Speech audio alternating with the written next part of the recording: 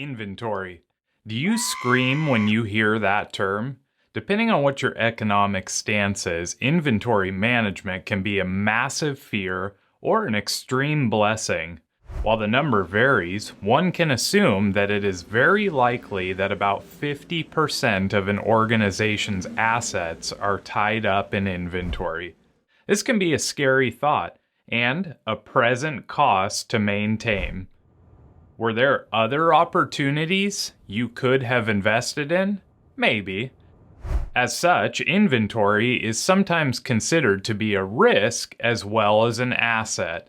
So, does that mean we eliminate it all? No. It means that we must learn to manage it and find ways to convert those assets into revenue and value. The only way to do this is to first understand that inventory must not be managed as either an opportunity or a risk. It must be managed as both. You must ensure that inventory is available when it's needed and still balance the fine line of minimizing the cost to create, acquire, and hold your inventory. Over the next few modules, we will dig in and determine how we can manage all different types of inventory. We'll clarify some of the most common aspirations of inventory, break down and define the language of inventory, and move from high-level or strategic inventory guidelines to the frontline management of each individual inventory SKU. With that in mind, one of the best ways to align a team in the management of inventory is to help them understand what inventory does for an organization. Much like a vision does for a company, clarifying the purpose of inventory can be empowering. Number 1. The primary purpose of inventory management is to ensure there is enough goods or materials to match the needs of demand without creating any excess inventory.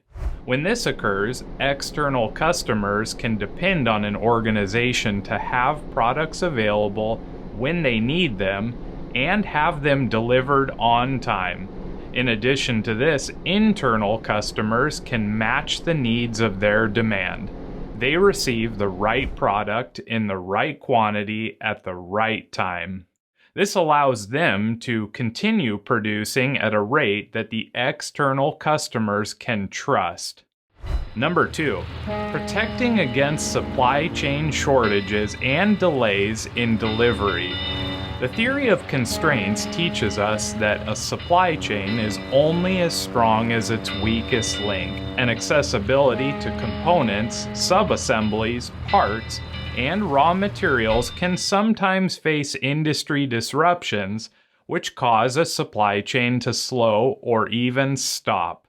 That's why many companies will stockpile different types of materials to protect themselves from disruptions and avoid bottlenecks or idling where plants, processes, and operations take place. Number 3, decoupling operations in a process. Subassemblies or partially processed materials are often held at various stages in a process. This can help act as a buffer for operations. These buffers protect an organization when interruptions or breakdowns occur within the supply chain, process, or operations. Maintaining these inventories allows other operations to continue even when a failure exists in other parts of the process.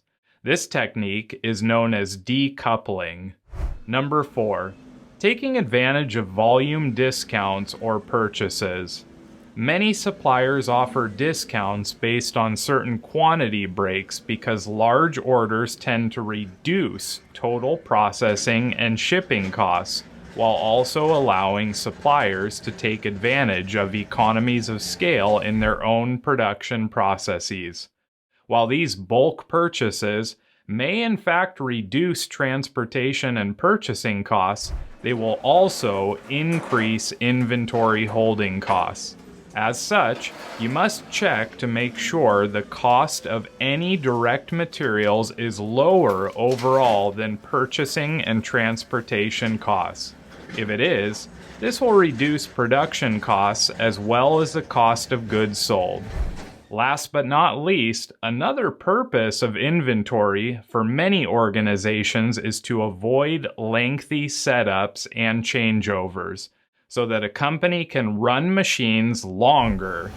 When an organization sets up machines once and runs large batches, they can avoid the effects of lengthy changeovers and run lines without interruption.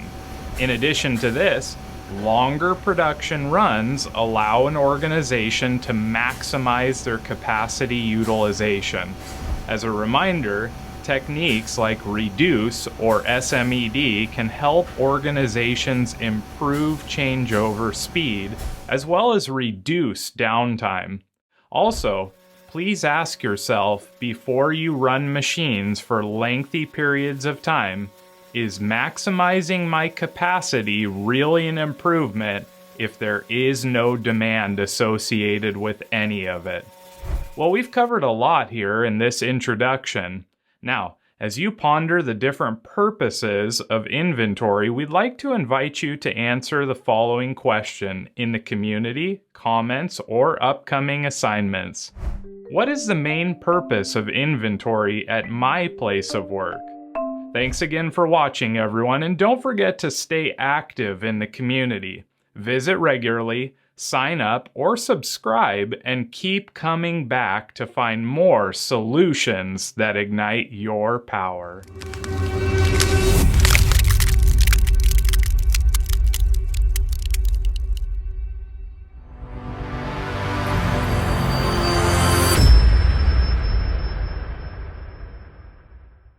Inventory is managed on many different levels, from strategic or aggregate inventory management to item-level SKUs. Every organization will set different goals. Every organization also needs a place to start. A goal is defined in one way as something that you are trying to do or achieve. In the case of inventory management, organizations should typically set no more than 3 to 5 strategic goals. We will suggest a few to start your inventory management journey. The most basic sense of inventory management is focused on meeting the needs of various customers. This means having the right inventory at the right time and in the right amount without creating excess. This goal or vision, though not specific, defines perfectly how an organization can effectively maximize their inventory investments. For any organization to be successful, they must find ways to be profitable. Inventory must align with this and ensure that items are being sold and not tying up revenue for long periods of time. Next, inventory must support the business from 4 different perspectives. From a customer perspective, it must allow operations to have efficient fill rates with minimal cancellation. From an internal or operational perspective, inventory needs to keep each operational function flowing. From a financial perspective, it must add value and generate revenue while still allowing the business to not lock up too many resources. And finally, inventory should always give a company opportunities to learn and grow. Last but not least, inventory needs to be kept current. You may have some customers who are interested in buying older forms of inventory, but in general, obsolete inventory will not move. When inventory is current and ready to be sold, it enables an organization to sustain profits and continuously improve. Remember, these goals are generalized and apply to almost all organizations. For you, however, it is important that these are only a starting point. As you learn and develop, you should clarify your goals and hone in on opportunities that are specific to you. With that being said, we'd like to invite you to answer the following question in the community, comments, or upcoming assignments. What inventory management goal do you feel is most important and why? Remember, your response does not have to be one that we mention. It can be specific to you. Thanks again for watching, everyone, and don't forget to stay active in the community, visit regularly, sign up or subscribe, and keep coming back to find more solutions that ignite your power. See you in the next lecture.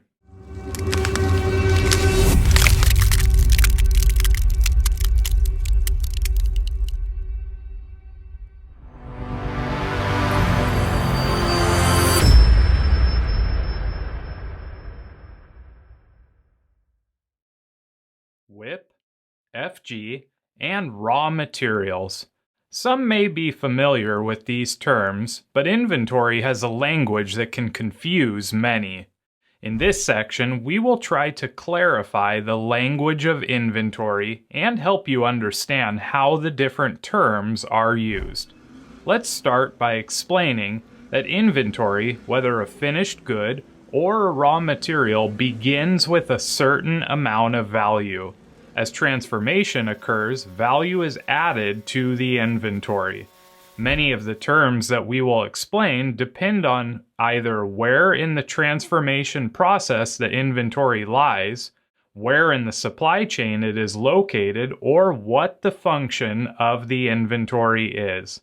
Keep this in mind as we review the language of inventory. In the next few sections, we will review terms like raw materials, work in progress, finished goods, in transit or pipeline inventory, and MRO or maintenance, repair, and operations inventory. To make this simple and comprehensive, we will cover each of these in individual videos. Now, before we go, we'd like to hear from each of you. So, here's a question for you.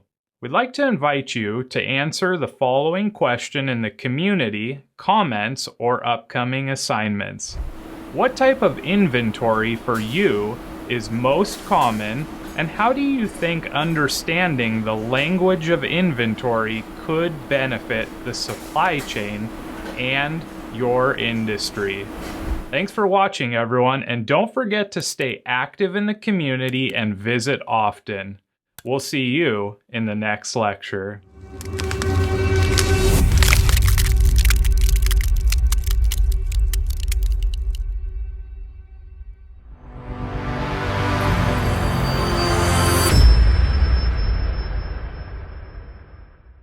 Raw materials, components, and subassemblies are where inventory begins. As you know, inventory, whether a raw material or a finished product, has some value to it. As the raw material is transformed, more value is added to it. With this in mind, a raw material is any purchased, supplied, or extracted item that will eventually be transformed via a manufacturing or transformative process. The raw material or materials are generally converted into components or a finished product. Let's look at an example. As you can see, this sheet is a raw material that is being prepared for the transformative process. Another example of a raw material is in the form of extracted materials. Here we can see extracted materials in a facility. Keep in mind that raw materials are different from raw data. Raw data is found in the information side of a value stream, not in the materials side. The concept is the same though. Raw materials typically are found in a supplier's possession awaiting shipment to a manufacturer. If the raw material is at a facility, they typically are waiting for processing or some other type of transformative process to begin. Extracted materials can also be found in different areas of the land, labs, or other areas. Components are a little different from raw materials. For example, computers are made up of many different parts, such as a motherboard, CPU, RAM, and hard drive. Each of these parts are made up of smaller parts. We call these smaller parts components. A component could be a raw material, subassembly, or a part. Components go into a higher level assembly, item, or part. Some examples of components might be hardware, batteries, welding materials, or seals. Let's now turn our attention to subassemblies and answer the question, what is a subassembly? A subassembly is used to build an assembly. A subassembly is not a component. It is an assembly that is used in a higher level of a bill of materials. Subassemblies could be one component or a number of components that are used and assembled into a unit and form a larger part or higher level assembly. For example, if we were building a car, the end item or independent requirement is the car, with many subassemblies. One subassembly is the tires. The subassembly of tires goes into the car assembly. As an aside, the subassembly of tires includes components such as the rubber tire, the rim, and the lug nuts. We've now learned about raw materials, components, and subassemblies. These are all forms of inventory. Now, before we go, we'd like to invite you to answer the following question in the community, comments, or upcoming assignments. What raw material, components, or subassembly examples can you think of? We look forward to hearing your responses, and we'll see you in the next lecture.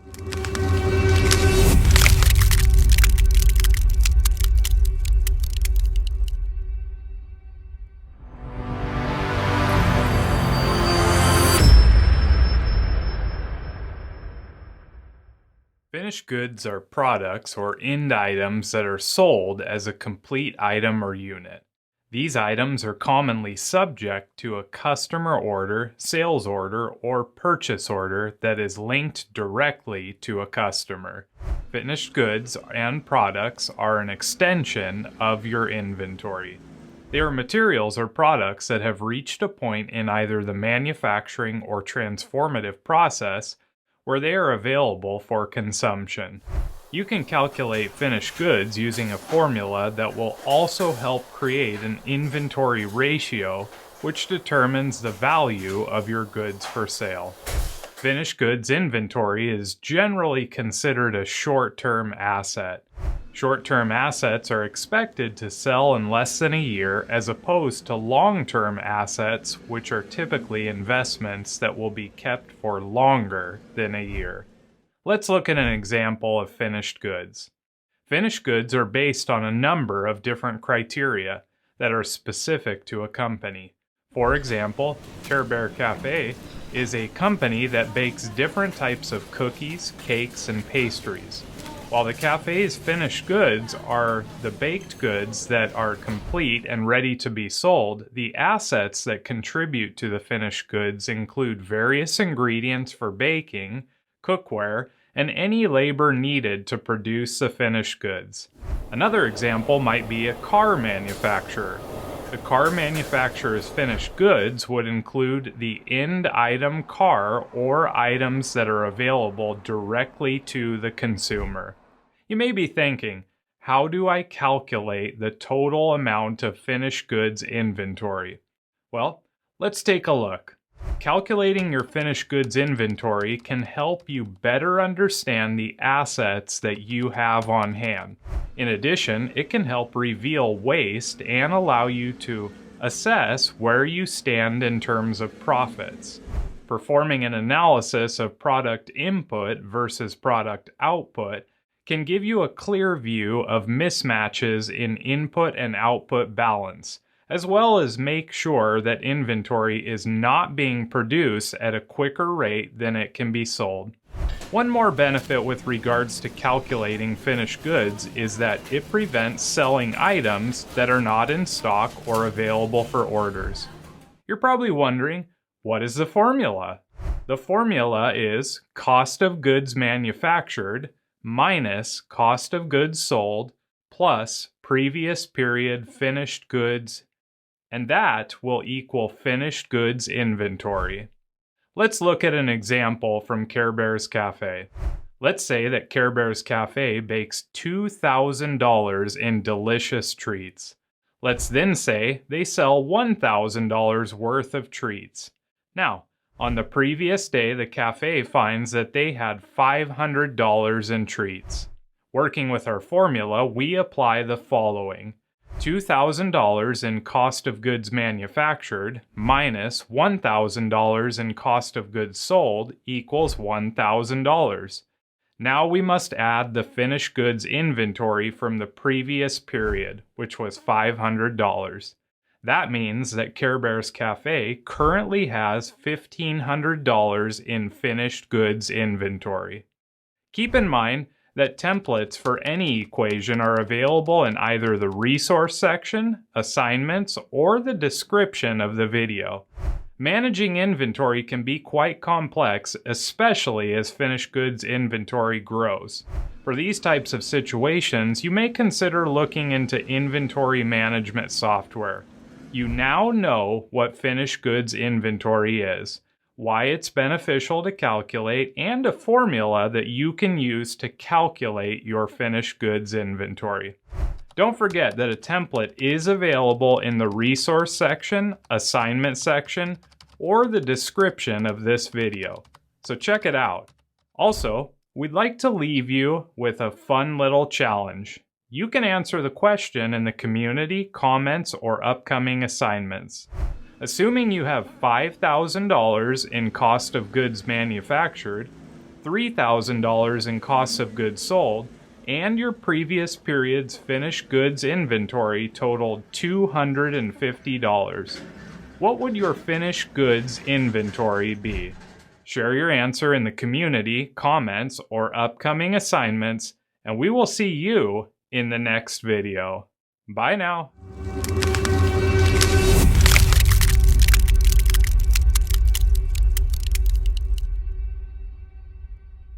Is inventory that enters your facility considered work in progress? In this section, we will dig into one of the largest forms of inventory in an organization, work in progress inventory.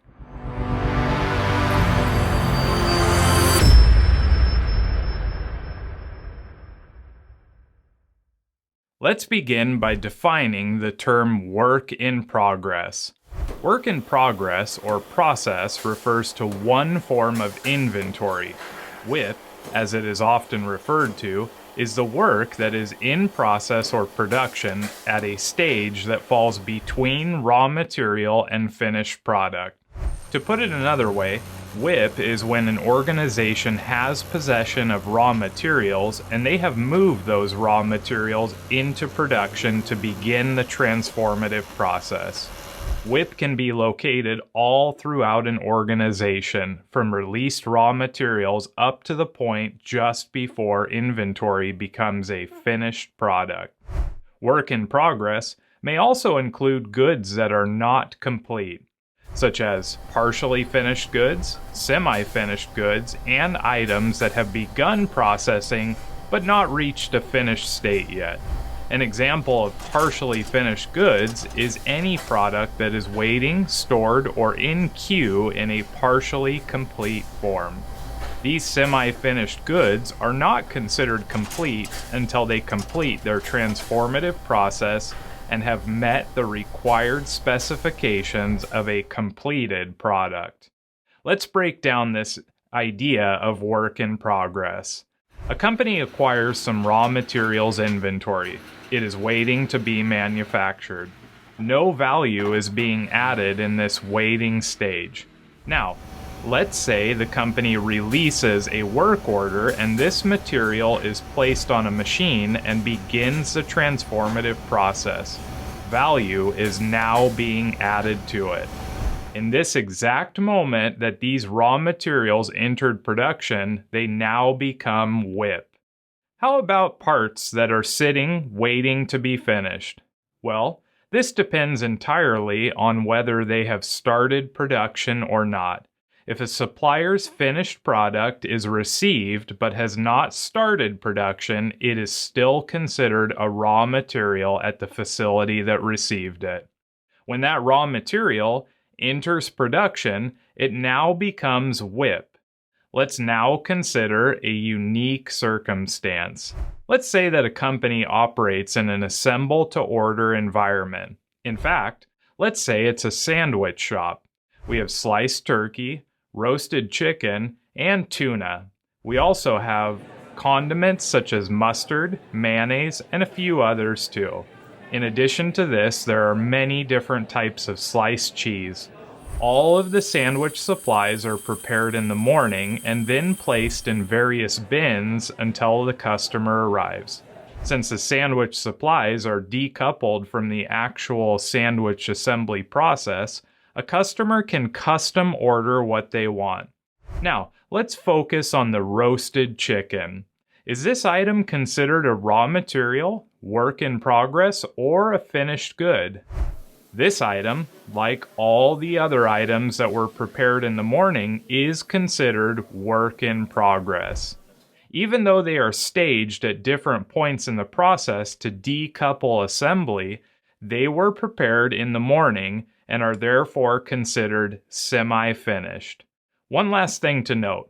If you have trouble with inventory, especially WIP, continuous improvement strategies like Lean and Six Sigma help to reduce inventory and work in progress.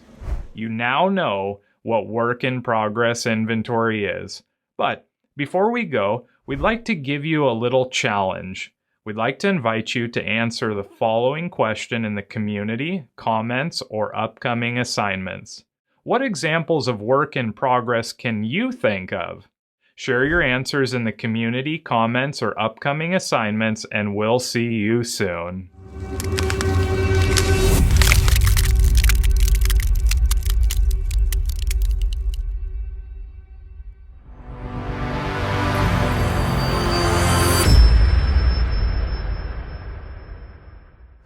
In-transit or pipeline inventory is inventory that is in transit. Typically, the inventory that has left the shipping dock of the seller or supplier but not yet reached the receiving dock of the buyer or customer. Any inventory that is in the pipeline is inventory that is moving within the supply chain. The idea helps clarify between the buyer and supplier whether the buyer or seller of goods has taken possession, as well as identifying who is paying for the transportation. A best practice is for either the buyer or supplier to record the inventory that is in transit in some type of log for accounting. Let's look at an example. Lean Strategies International LLC ships $5,000 of merchandise to K&K on November 18th. The terms of delivery are FOB or Freight on Board shipping point. The minute this inventory leaves Lean Strategies International LLC's facility and it is in transit or movement to the next destination, it becomes pipeline or in-transit inventory. These FOB terms mean that K&K takes ownership of the inventory when it leaves Lean Strategies International LLC shipping dock. Lean Strategies International LLC should record a sale transaction on November 18th, and K&K should record an inventory receipt on the same date as well. This will help keep track of what inventory is in transit or in the pipeline, and that's it. In transit or pipeline inventory. Now, before we go, we would like to give you a little challenge. We'd like to invite you to answer the following question in the community, comments, or upcoming assignments. If a facility drives an item to ship on an airplane, when does it become in-transit inventory? Explain your answer in the community, comments, or upcoming assignments. And don't forget to visit the community often, interact, engage, and learn. If possible, please consider subscribing and we will see you next time right here where you can find solutions that ignite your power.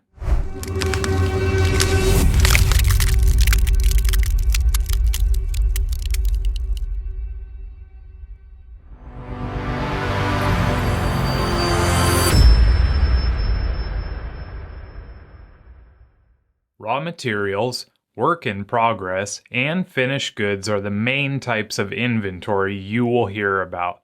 You've also learned about maintenance, repair, and operations inventory, as well as inventory that is in transit. Interesting enough, how you classify inventory can differ based on where it falls in the supply chain or internal operations of an organization. For example, a company may pull raw materials in the form of trees. Next, they transform the tree into lot lumber that may be used in construction.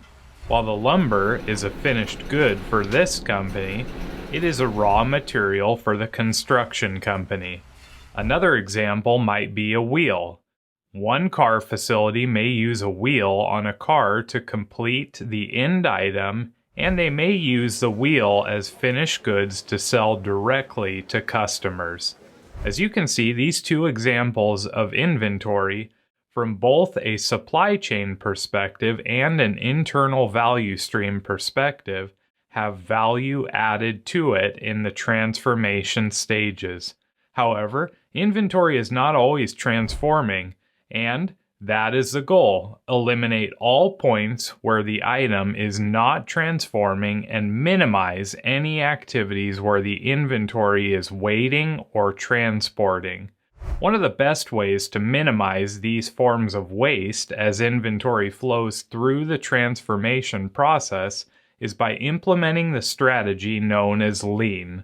Lean is a continuous improvement strategy that a company embarks on to maximize customer value and minimize waste. As you pull waste out of the different value streams in your organization, you will reduce tied-up capital, lead times, and the amount of inventory that you must carry. So, remember that you first need to understand the context of your inventory before you classify it. Now, before we go, we would like to give you a little challenge. What examples of inventory flow can you think of? Share your thoughts in the community, comments, or upcoming assignments.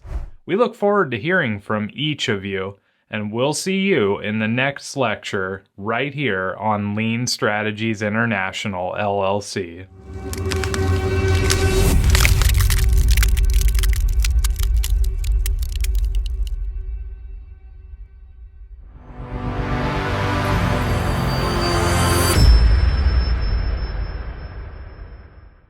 MRO inventory stands for Maintenance, Repair, and Operations Inventory.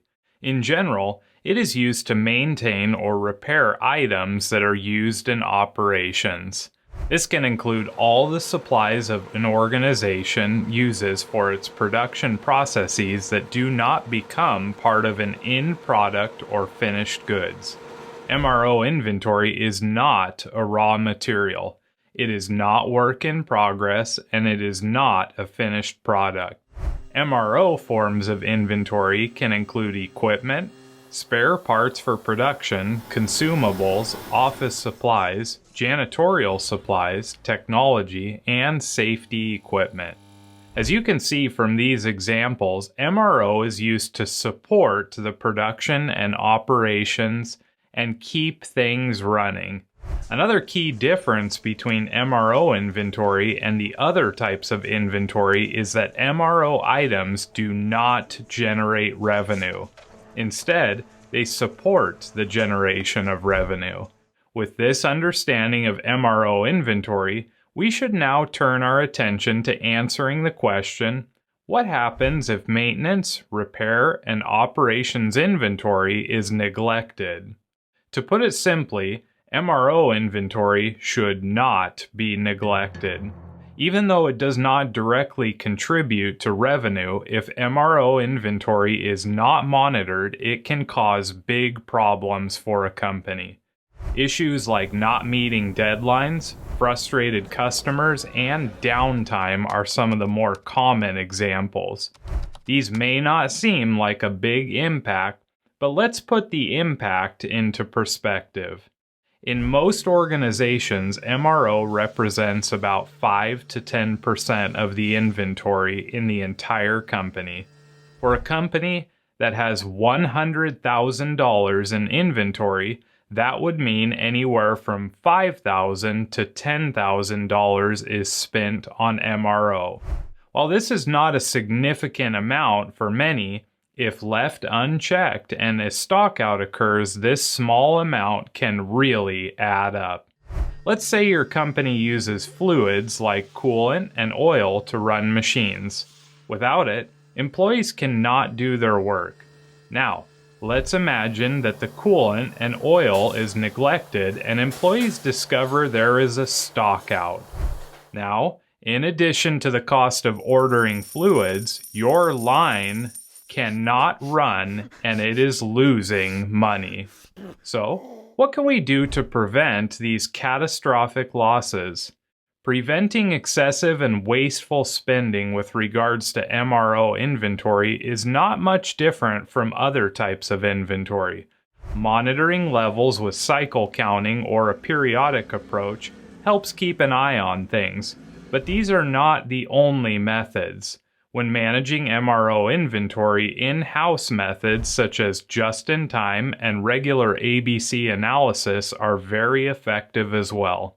While these methods require resources to perform, they allow internal employees to stay in the loop, provide input, and learn as they manage MRO levels. Another very effective way to manage MRO inventory is through a vendor managed inventory, or VMI. Vendor managed inventory programs are a powerful way to leverage an organization's strengths and focus on your core competencies. Vendor managed inventory places the responsibility of selected services and/or items on a chosen supplier. This hybrid approach to managing MRO items allows an organization to either offload it all or utilize only the internal resources needed to monitor and manage supplies. Of course, from a much more strategic approach, companies need to ensure that they prioritize essential items, measure with key performance indicators, and keep things as lean as they can be, and you will have all the MRO you need while not draining resources on stockpiles of MRO inventory. You now know what maintenance, repair, and operations inventory is, what the impact could be if it is neglected, and a few of the more general methods of managing your MRO inventory. But before we go, we would like to give you a little challenge. We'd like to invite you to answer the following question in the community, comments, or upcoming assignments.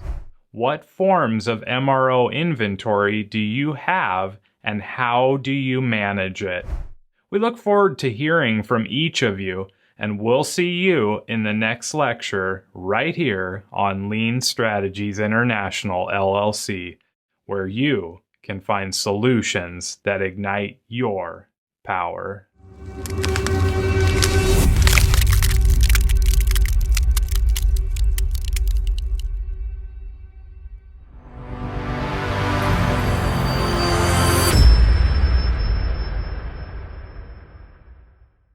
One of the core purposes of any inventory management strategy is to ensure that inventory levels are balanced in such a way that they can support demand. Inventory is categorized by demand patterns, which create the need for inventory and drive that need through an organization. There are two types of demand: independent demand and dependent demand.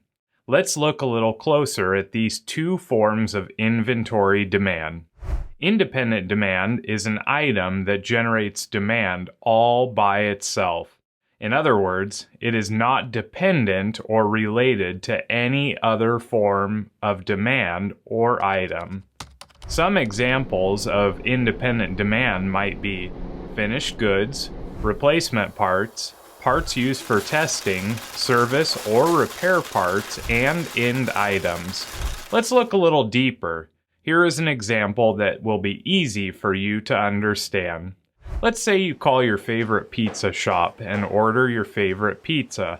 When you get your pizza, you see your favorite toppings, cheese, sauce, and the pizza pie crust. The independent demand is the end item pizza that you love so much. The entire pizza is what you ordered, so its demand is unrelated to anything else. However, when we dig into our pizza, we learn that many of the toppings, sauces, and cheese are used on other pizzas as well. These items are known as dependent items because they have other dependencies or other related demands. Let's look a little deeper at dependent demand. Dependent demand is the demand for components, raw materials, or other sub-assemblies that are either related to or come from a bill of materials structure. To put it simply, dependent demand is related to other items and is typically generated from end items. This demand does not occur on its own. It occurs when there is demand for a parent item. Another thing to note about dependent demand is that it should not be forecasted. It is generally calculated using a material requirements planning system. In other words, it is calculated. Let's look at our pizza again as an example. Every pizza requires 1 pizza pie crust, 16 ounces of cheese, and 10 fluid ounces of sauce. In addition, when a customer orders a pizza, they get 10 pieces of each topping. So let's say a customer orders 2 pepperoni pizzas. These are the independent demand. Our system would automatically calculate that we need 2 pizza pie crusts, 32 ounces of cheese, and 20 fluid ounces of sauce. We would also need 20 pieces of pepperoni. As you can see, the dependent demand is directly linked to the bill of materials for the end item and therefore can be calculated. Keep in mind that many companies will have parts that are both dependent and independent demand. For example, let's say we work at a car factory. Our car factory puts tires on cars to complete the car. In this case, the tire is a dependent demand and the complete car is independent demand. Now let's say that we also sell tires directly to customers. In this case, the tire is an example of independent demand. This makes it very important for you to understand and be able to identify or find where the demand is being driven from. We will talk more about this in later videos. You now know what dependent and independent demand is. Now, before we go, we would like to invite you to answer a question. What examples of independent and dependent demand can you think of? Share your thoughts in the community, comments, or upcoming assignments, and we'll see you in the next lecture.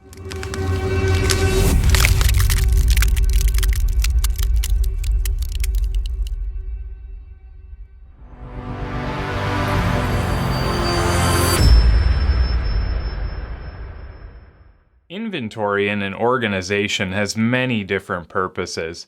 It can be used to buffer slow-moving lines and keep them running smoothly, and it can be used to decouple a supplier and customer. Whatever the reason is, you must understand the different ways that inventory can be used in an organization. If you would like to manage your inventory, over the next few modules, we will look at some of the different ways and purposes that inventory could be used and help you understand the different functions inventory may take in your organization. You will learn what it means to decouple inventory, what it means to buffer inventory, what safety stock is, what hedging is, and what lot sizing or batch inventory is. Remember that the function of inventory may be different from company to company. Now, before we get started, we would like to invite you to answer the following question in the community, comments, or upcoming assignments. Do you carry safety stock? If so, what are the benefits? Thanks again for watching, everyone, and don't forget to visit often, and we will see you in the next lecture.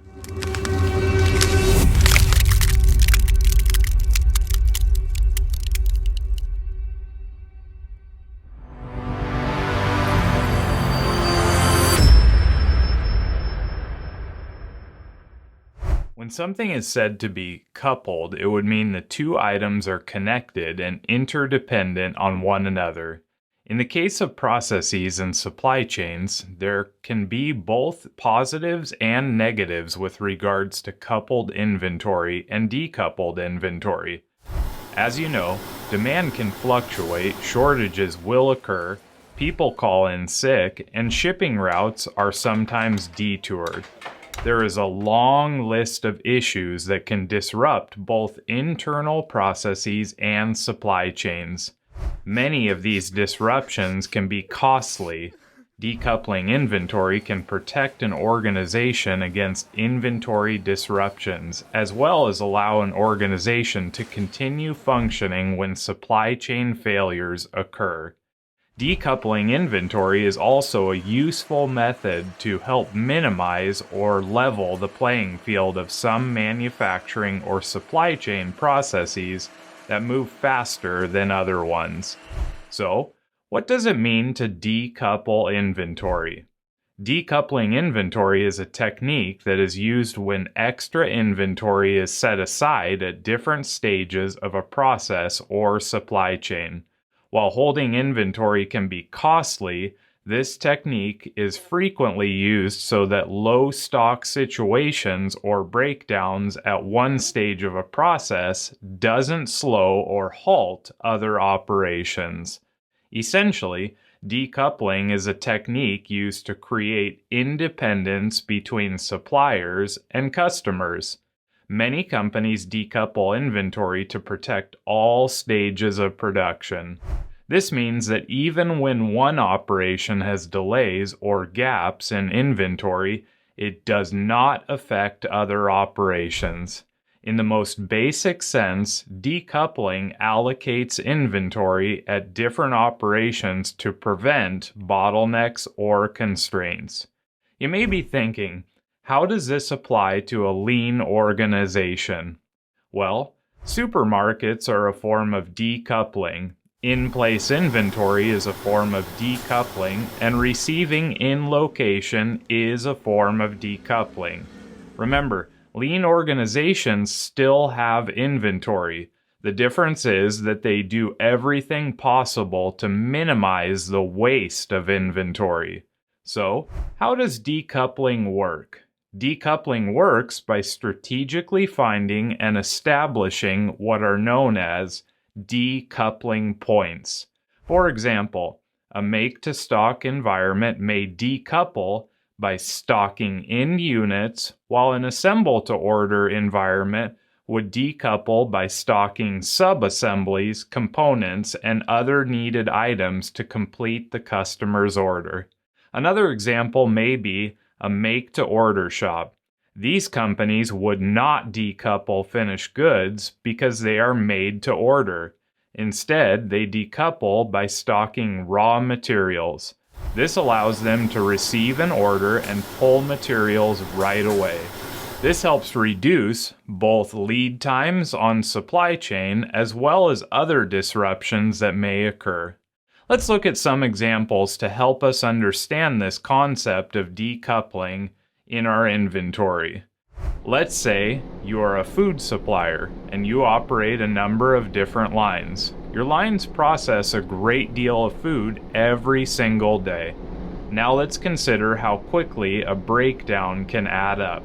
Luckily, if you decouple your lines, you can set aside some inventory so that when issues arise, your lines can continue to run independently.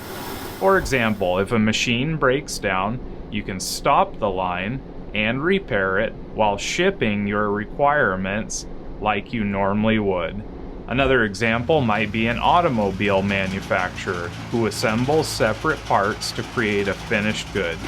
They decouple inventory so that one line of assembly, like a tire assembly, does not cause a constraint in other parts of the assembly. For example, a dash assembly. As you know, things do not always go as planned. Issues may arise when one operation works at different speeds than others. Decoupling inventory can cushion a company's inventory against potential issues they may have. You now know what decoupling inventory is and a little about how it works. Keep in mind that decoupling is a form of buffering, which we will discuss in upcoming videos. Now, before we go, we would like to invite you to answer the following question in the community, comments, or upcoming assignments. Do you decouple inventory? If so, how does it work for you? We look forward to hearing your answers right here on Lean Strategies International LLC. Until next time, my friends, keep on improving, and we will keep on giving you solutions that ignite your power.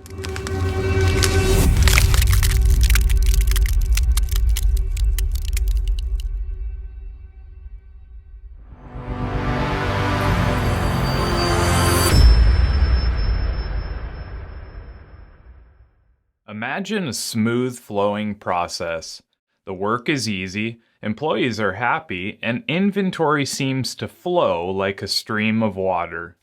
Now think what would happen if just one operation in the process couldn't keep up with the others, or a machine breaks down. Now, your flow is halted and a lot of waiting occurs. Many traditional manufacturers in these cases rely on inventory buffers to prevent a complete line stop and keep lines running. So, what is an inventory buffer?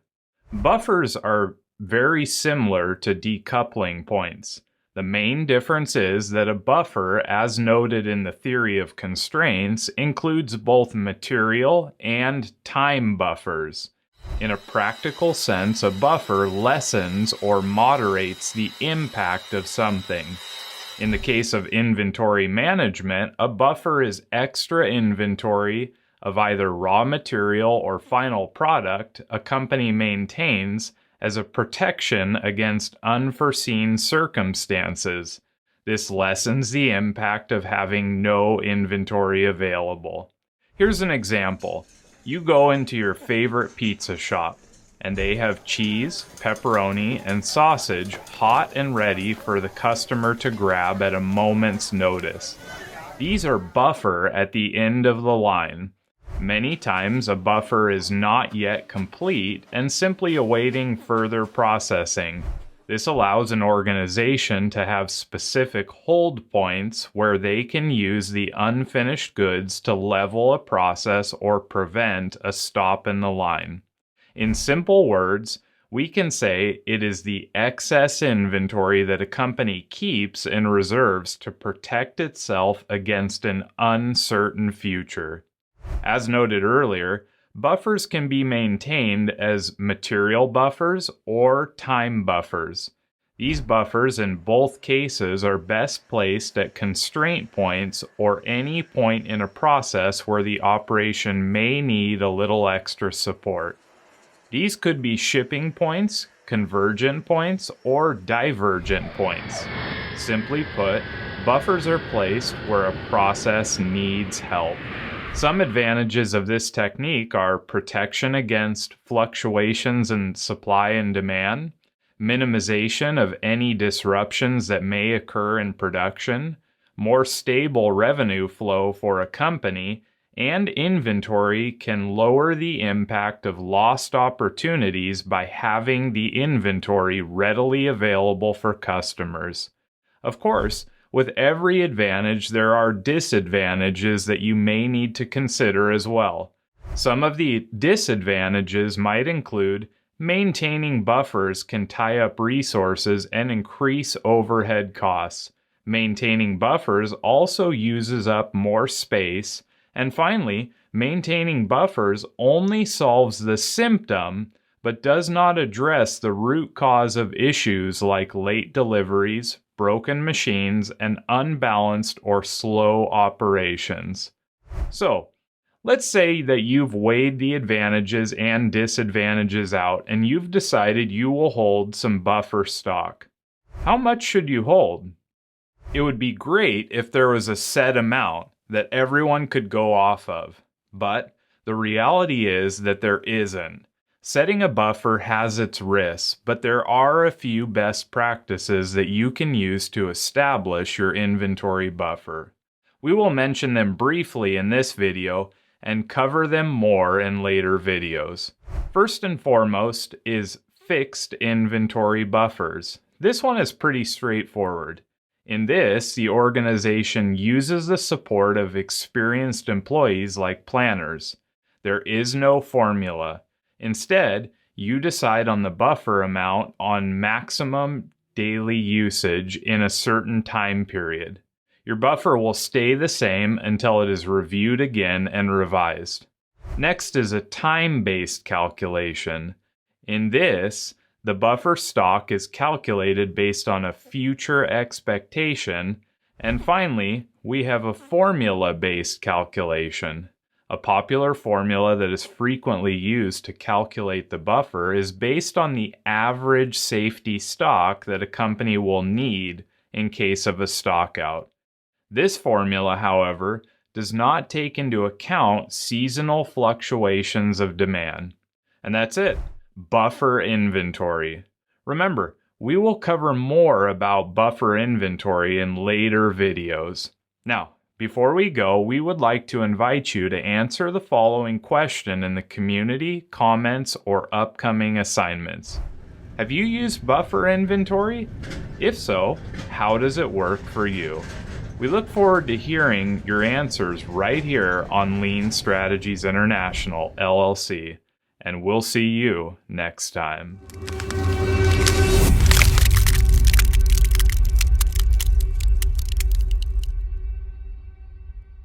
Have you ever wondered, what does the word anticipation mean? Stay tuned. In this video, we will answer the question, what is anticipation inventory?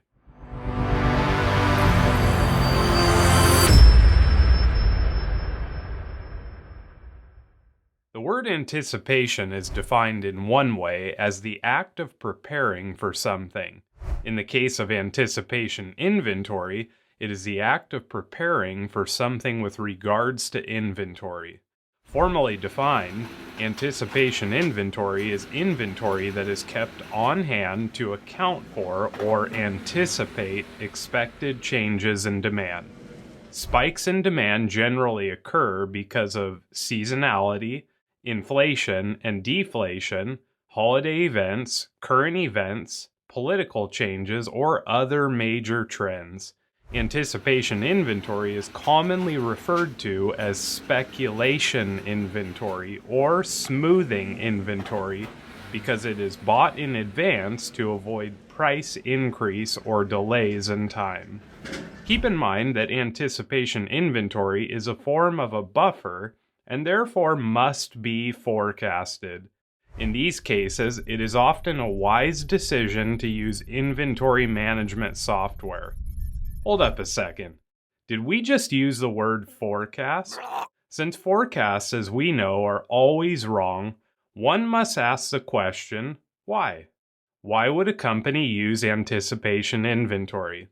Let's first think of a retailer increasing its stock of ice cream and cold drinks before summer to anticipate higher sales. How about candy manufacturers who buy extra chocolate in advance of Valentine's Day? Businesses also use anticipation inventory to hedge against expected bumps in prices, shortages of materials, and of course, inflation. While preparing for sales and hedging against price hikes might be a selling point for anticipation inventory, we must also consider the downsides too. First and foremost, carrying inventory costs a business money, so the business must always weigh inventory costs with other financial considerations. In addition to the purchase cost of the inventory, there are storage costs and possibly the costs of setting up needed equipment to handle the inventory you have on hand. Plus, we must always remember that any money invested in inventory will not produce any return until the inventory is sold. To put it simply, inventory ties up capital, and that means the money cannot be used for other things. So, don't let too much anticipation build when building anticipation inventory. Keep it in balance. Okay, let's summarize. Anticipation inventory is any inventory over and above a normal amount of stock that you acquire to cover increased sales, changes in pricing, vacations, shutdowns, or any other anticipated event. You now know what anticipation inventory is and some of the benefits and disadvantages of it. We will most certainly return to this topic in the near future to cover more details. But before we go, I'd like to ask you, the viewer of this video, a question. What examples of anticipation inventory can you think of? Share your thoughts in the community comments or upcoming assignments, and remember, review often and create a trigger that reminds you to come back regularly. Until next time, my friends, keep on improving, and we will keep on giving you solutions that ignite your power.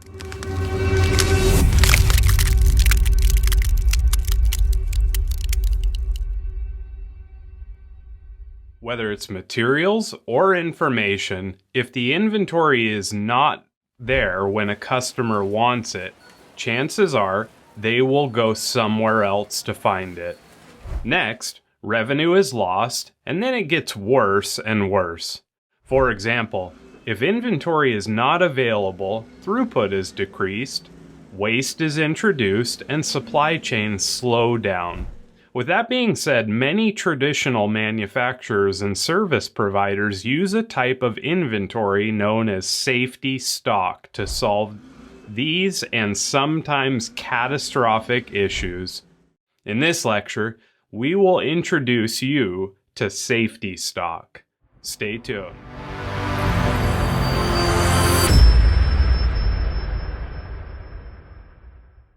Welcome back. While inventory and stocking extra amounts of it does not generally solve the root cause of late deliveries, frustrated customers, slow production, or missed opportunities, it is one of the most frequently used solutions for traditional manufacturers. In the most general sense, safety stock can help offset changes in supply and demand, avoid costly stockouts, reduce the impact of disruptions in supply, lower administrative and ordering costs, cushion against forecast inaccuracies, maintain market share, and create consistency in a company's revenue. So, what is safety stock? Most inventory consists of cyclical stock, or the inventory that is expected to be sold within a given period of time, and safety stock. Safety stock is the extra inventory that is held and used to prevent an out-of-stock situation. It serves as a buffer that protects against fluctuations in supply and demand. This safety stock can help an organization protect against excess demand, delays from suppliers, forecast errors, replenishment failures, downtime, economic constraints, and many other unforeseen circumstances that may occur in supply and demand. Let's look at an example. A local manufacturer was recently featured in a popular manufacturing magazine, and they immediately experienced an increase in demand for their services. As the manufacturer fulfills orders, cycle inventory is depleted faster than usual. This drastically increases the risk of a stockout. As such, the company buffers against a stockout with some extra safety stock. Without safety stock, the company cannot fulfill orders once the regular cycle inventory is gone, and this could create many problems. And that's it. Safety stock. Now, we only went over what safety stock is in this video, but in future videos, we will cover more about how safety stock is calculated, common safety stock challenges, and even some formulas that can help you figure out what safety stock you should consider. So, rest assured, we will return to this topic in the near future. Now, before we go, I'd like to ask you, the viewer of this video, a question. What examples of safety stock can you think of? Share your thoughts in the community comments or upcoming assignments, and remember, review often and create a trigger that reminds you to come back to Lean Strategies videos often. Until next time, my friends, keep on improving, and we will keep on giving you solutions that ignite your power.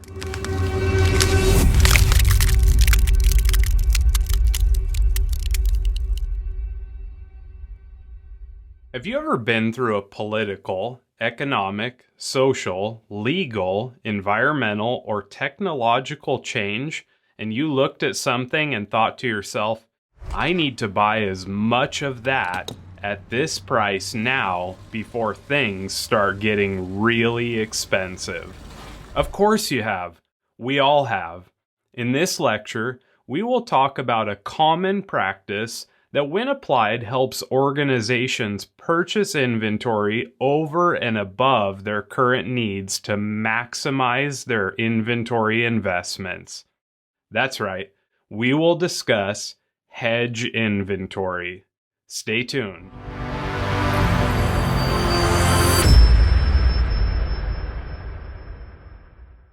Hedge inventory finds its roots in the term hedging. Hedging, which means reducing or controlling risk, is a common practice in many industries and a not so common practice in others. Hedge inventory is actually very similar to anticipation inventory, except there is more risk and quite a bit less certainty in increased demand and decreased supply. Hedge inventory is the excess inventory that is purchased in advance or held in stock as a protection against price increases. The main objective of hedging is reducing or limiting any risk associated with future price fluctuations. A secondary objective of hedging is to take advantage of future price fluctuations. For example, if industry prices are rising, you would want to hedge when the supply cost is low. This helps protect your net profit. There are many reasons that price fluctuations could occur. It may be the simple result of seasonal variations or even sudden market disruptions. Other examples could be changes in exchange rates, political situations, economic promotions, clearance sales, employee strikes, new government policies, and vendor shutdowns. Hedge inventory can also be inventory that is built up for an event that has a very rare chance of happening.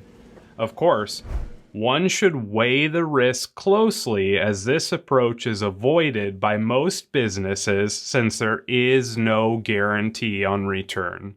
Some more common practices of hedging are purchasing the always-in-demand commodities like gasoline and grains. These commodities are bought, sold, and traded on a daily basis, and hedging is generally a good way to avoid market fluctuation. Let's look at another example. Let's assume that our example involves a company that depends on a certain commodity.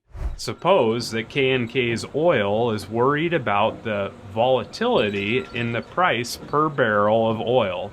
The company would be in deep trouble if the price of oil were to skyrocket, because this would severely impact profits. To protect against this, K&K can enter into a futures contract. This contract hedging tool allows K&K to buy the oil at a specific price at a set future date and time. Now, K&K can budget without worrying about the fluctuating price of oil. Another way that K&K can hedge is by strategically buying up all the barrels of oil and holding the hedge inventory.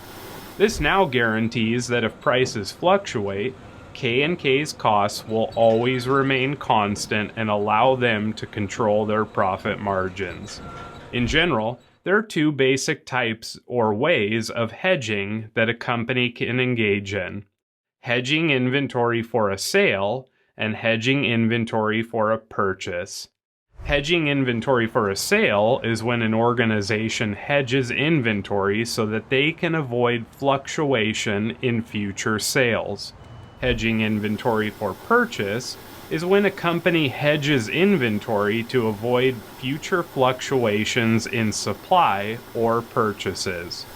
To summarize, hedge inventory is a method of building up inventory to protect against future events. This requires a great deal of forecasting and speculation and should be done with caution. Remember, inventory, whether hedged or part of a regular cycle, ties up assets. And that's it. Hedge inventory. Now, before you go, I'd like to ask you a question. What examples of hedge inventory can you think of? Share your thoughts in the community, comments, or upcoming assignments, and remember to come back often. We'll see you in the next lecture.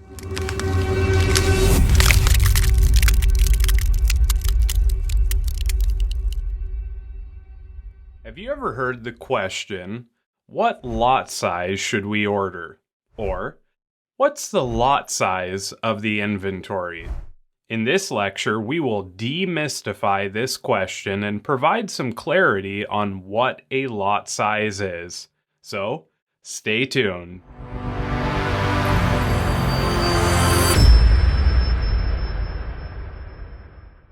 Formally defined, lot sizes refer to the quantity of an item ordered for delivery on a specific date or manufactured in a single production run. The size of the lot can vary significantly and is typically determined by demand, but is usually adjusted to a higher quantity so that purchasers can take advantage of volume discounts when purchasing or manufacturing. Also, in general, higher lot sizes result in less expensive transportation costs. In other words, lot size basically refers to the total quantity of a product ordered for manufacturing. A simple example of a lot size is when we buy a pack of 6 sodas. It refers to buying a single lot of 6 sodas.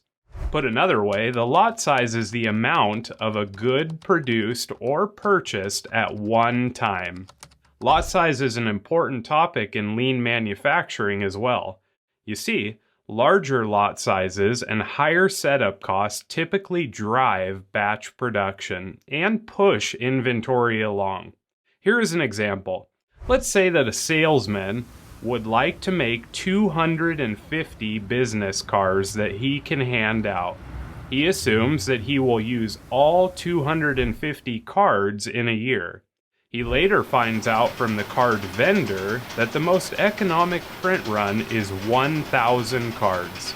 The setup cost causes 4 years of inventory to be manufactured, and it is very likely that the business cards will be lost, damaged, or the information on the cards will need to be changed or updated in a year. Reducing the lot size and setup costs allows smaller batches to be produced and creates a system where items are pulled through the manufacturing process rather than pushed. Remember, A smaller lot of production is an important part of many lean manufacturing strategies. One-piece flow implies a lot size of 1. Likewise, single-piece flow suggests a lot size of 1 single piece is what will flow forward. You now know what lot size means and how the term could be implied in a lean environment. Now, before you go, I'd like to give you a little challenge. Let's say you have a pallet of 100 items. Each item is wrapped individually, but ships as a pallet. What lot size will you ship if you ship 1 pallet, and how did you come up with your answer? Share your thoughts in the community comments or upcoming assignments, and remember to come back often. We'll see you in the next lecture.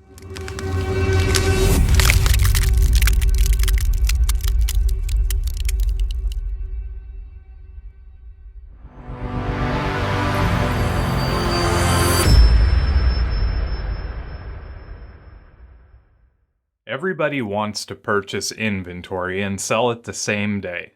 Having a high inventory turnover is a good thing, but what happens if the inventory does not turn over efficiently? In this lecture, we will discuss what happens to inventory as it ages. One of the main issues of aging inventory is that as time passes along, most inventory will lose some value. As a reminder, there are 2 basic types of inventory: cycle stock and safety stock. Cycle stock is the inventory that is used to fill demand. As orders are filled, the cycle stock depletes and it must be replenished. To protect against stockouts and increases in demand, many organizations hold what is known as safety stock.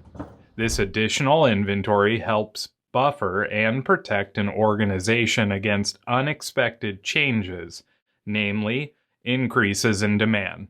While safety stock is a buffer, cycle stock is the normal inventory that a company uses, often called operating inventory or regular inventory.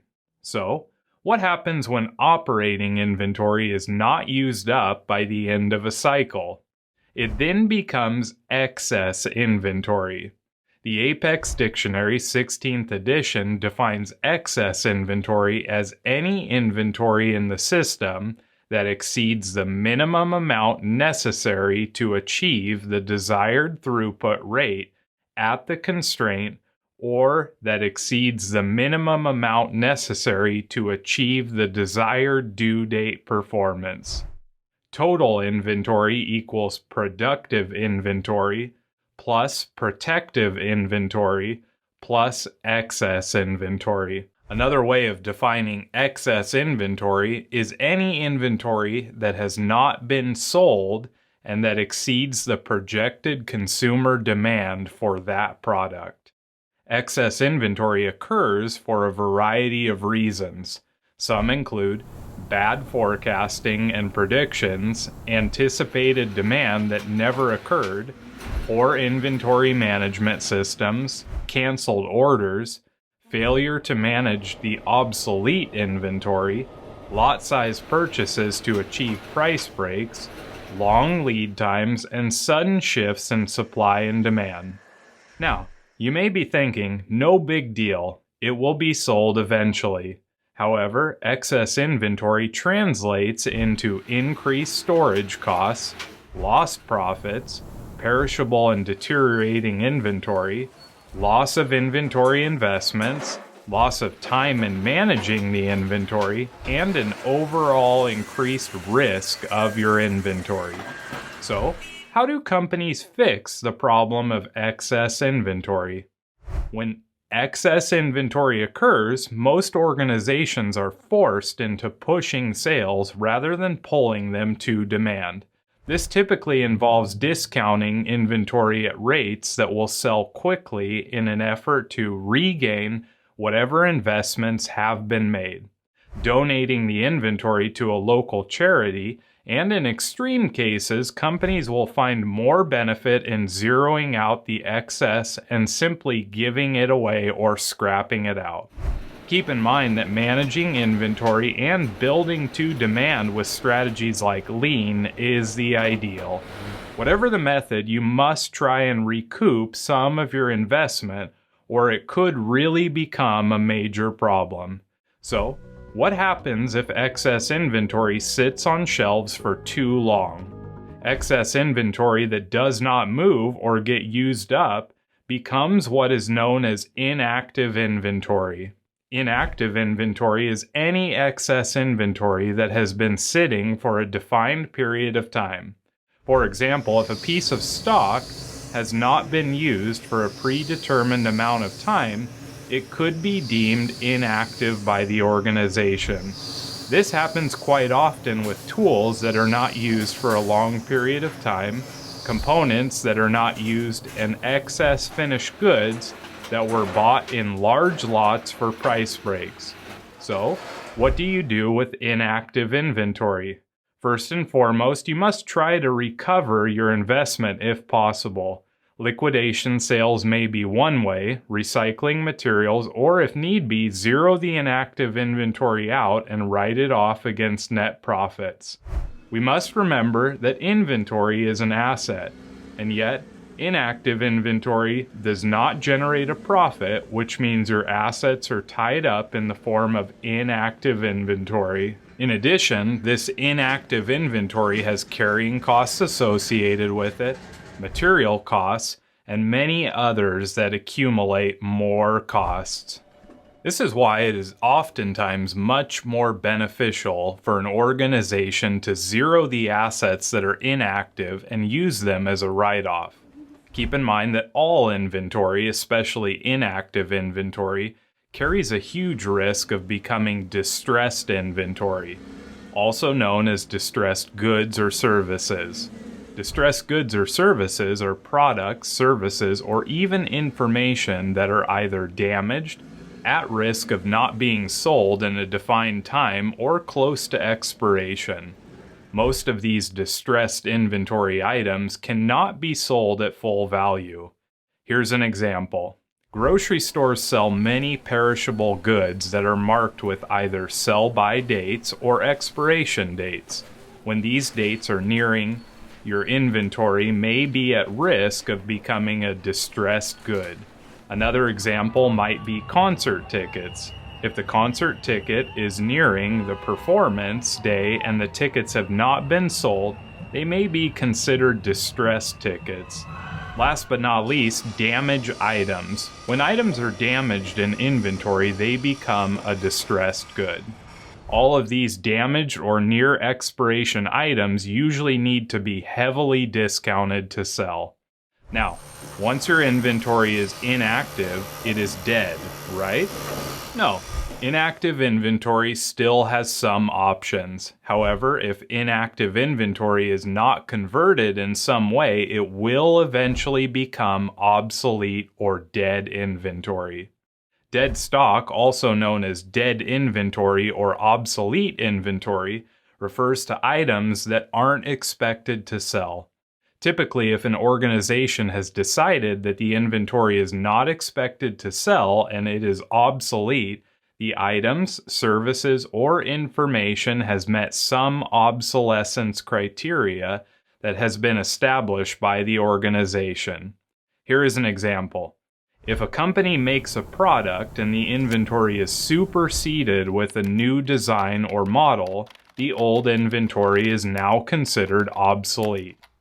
There are a few ways you can deal with obsolete inventory. Some organizations may be able to offload older models at a reduced cost, or many organizations will simply dispose of the obsolete inventory or write the obsolete inventory off. This will reduce assets on hand, which in turn reduces an organization's profit margin. As you can tell, disposing of obsolete inventory is not free. There are disposal fees, lost investments, and time incurred to properly dispose of obsolete items.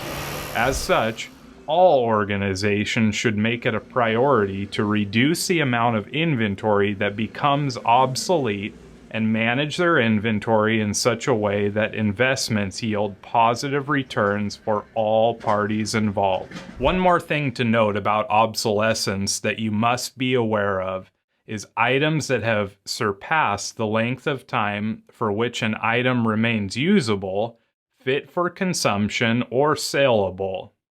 Most of these items must be disposed of. However, the shelf life, if made visible and trackable, can be a way to monitor items so they do not become obsolete. There is one more phase that occurs when inventory ages, the scrap phase. By definition, scrap is any material or information that is left over and cannot be used outside of specifications and not be reworkable or simply bad. In short, scrap items must be disposed of. They are not reworkable. Materials or information that are scrap cannot be returned to inventory. Here's an example. Let's say you are building a product and your cut is incorrect and it cannot be reworked. This product is now defective and must be scrapped out. Another example might be information that is generated. Let's say a report that is written and printed out. Somewhere in the text, the material contains a mistake.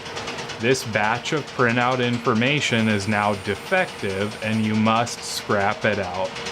With that being said, scrap materials or information are caused by many different factors.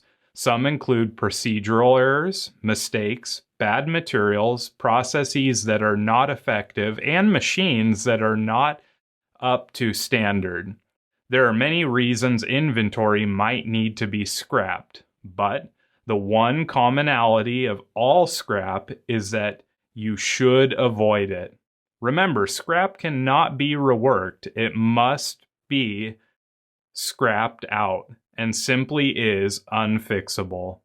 For something to be reworked, it needs to be fixable, correctable, or reprocessed to salvage or bring the defective item or information back into an acceptable form. Okay, that's a lot to take in. Let's summarize. Inventory begins in an operational condition, and if left over for a defined period of time, becomes excess inventory. At some point in time, the inventory will then become inactive and quite possibly could later be deemed obsolete. Last but not least, inventory is scrapped. As you can tell, these 5 phases of inventory value is lost as time passes by. This is why it is so important to keep that turnover high and only carry what you need. You now know what happens to inventory as it ages. Before we go, comment below, do you have any inactive or obsolete inventory on hand? If so, have you thought about a 5S project? We look forward to interacting as a community and helping you find solutions that ignite your power. See you soon.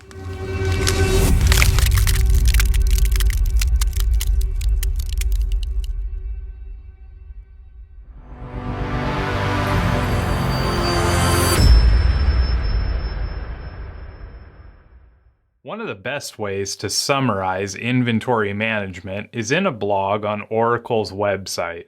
Inventory management is the process of orchestrating the flow of goods through a company in a continuous cycle of ordering, storing, producing, selling, and restocking goods.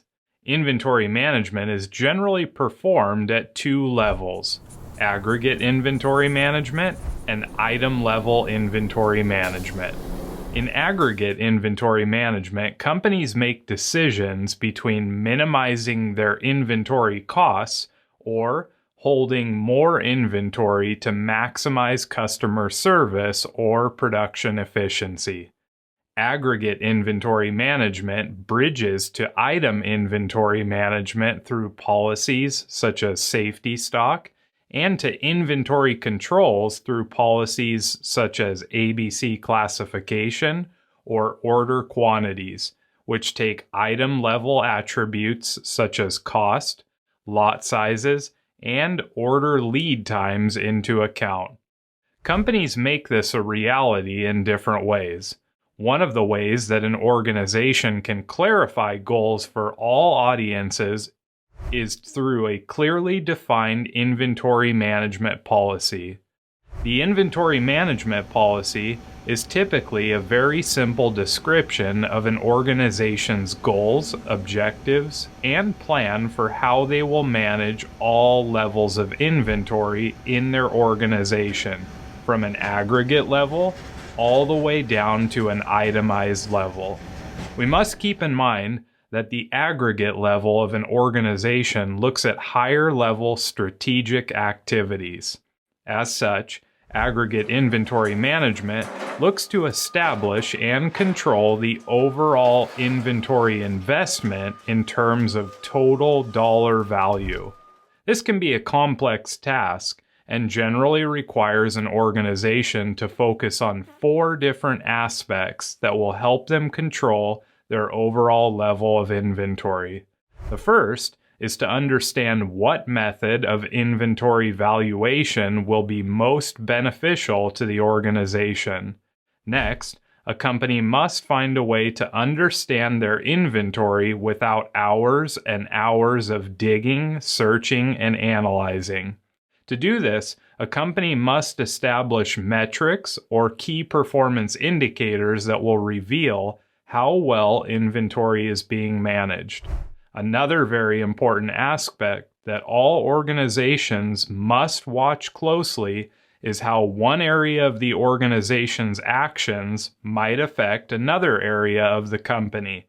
And finally, aggregate inventory management must ensure that people within the organization are always developing, especially in terms of understanding inventory. We call this inventory training. We'll cover these 4 areas in the next few videos, but before we go any further, share with us in the comments, community, or upcoming assignments what 4 areas of aggregate or strategic inventory management do you feel are most important? Remember, answering these questions sparks communication and may allow you to connect with others who have some great answers. This will help us all expand our knowledge and find more solutions that ignite your power. See you in the next video.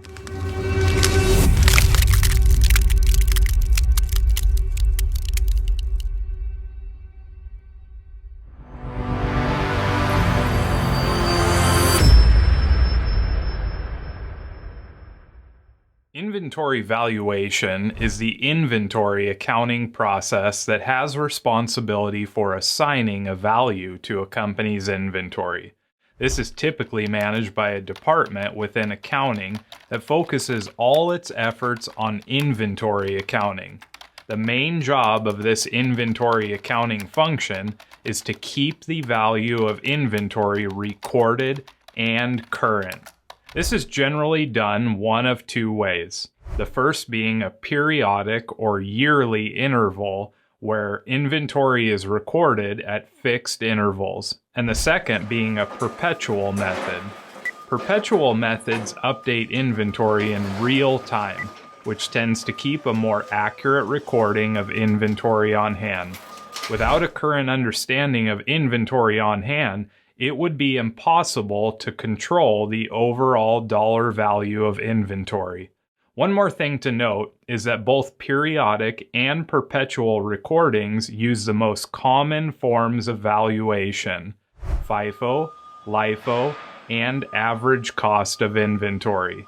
We will learn more about these 2 types of recording methods in later videos. For now, let's turn our attention back to valuation and understand why an organization needs to establish a valuation to control and manage inventory. The way a company does its inventory valuation directly impacts its cost of goods sold, gross income, and the monetary value of inventory that is sitting in the company. With this in mind, inventory valuation affects the profitability of a company and its potential value, as presented in its financial statements. This brings us to another reason why valuation must be established. Inventory has a value, and that value is shown on a balance sheet under assets and on an income statement under cost of goods sold. These two financial statements are very good indicators of how a company is performing and where it stands in terms of financial health.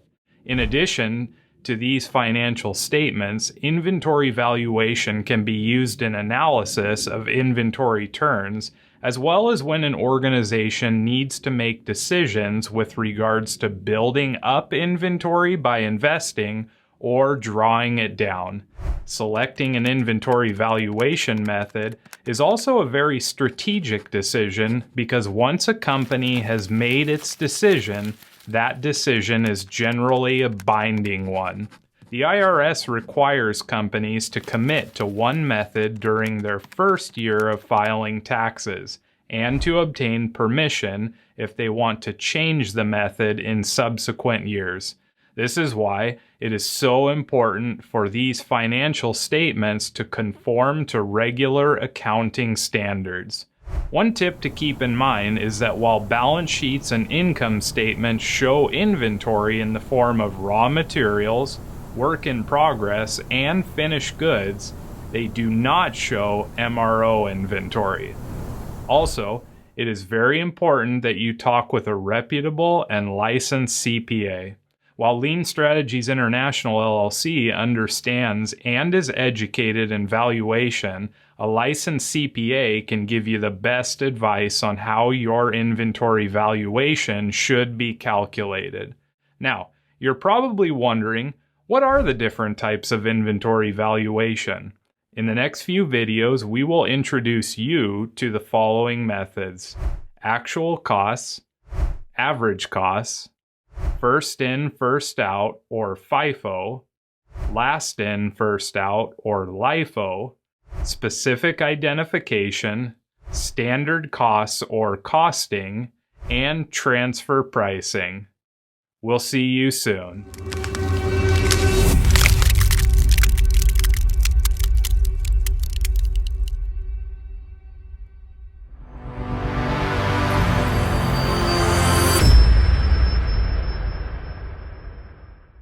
Inventory valuation can make or break a company. It is absolutely essential that the valuation method you choose aligns with the needs of your specific business and the industry it serves. In this video, we will introduce one valuation type known as actual cost valuation. Let's dig in. Actual cost valuation is one of the most basic and frequently used types of valuation because it values inventory based on the actual cost of the item in your inventory. You may hear actual costing referred to as item or batch costing as well. Put very simply, actual costing is the actual cost of an item for all its movements through an organization. This includes, but is not limited to, when the item is sold and received, issued to the production floor, and moved. Actual costing borrows from FIFO by using the dates an item is received in. It then assigns a lot, batch, order, or serial number to each and every item that is received. This unique number travels with the receipt everywhere. This is where actual cost is different from FIFO. Actual cost uses the lot and serial numbers to track and differentiate the actual cost of items that are received on the same day. Ultimately, this enables you to track the actual cost of the items or batches that have a lot or serial number assigned to them. There are many benefits to this approach. One is that it improves the accuracy of both job and item costing and estimating. While you should speak with a professional accountant or a CPA, actual costing is preferred by many manufacturers whose inventory costs fluctuate between inventory purchases.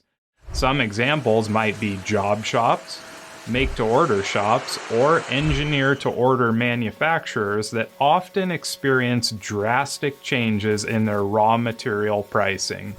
Let's look at an example of actual costing.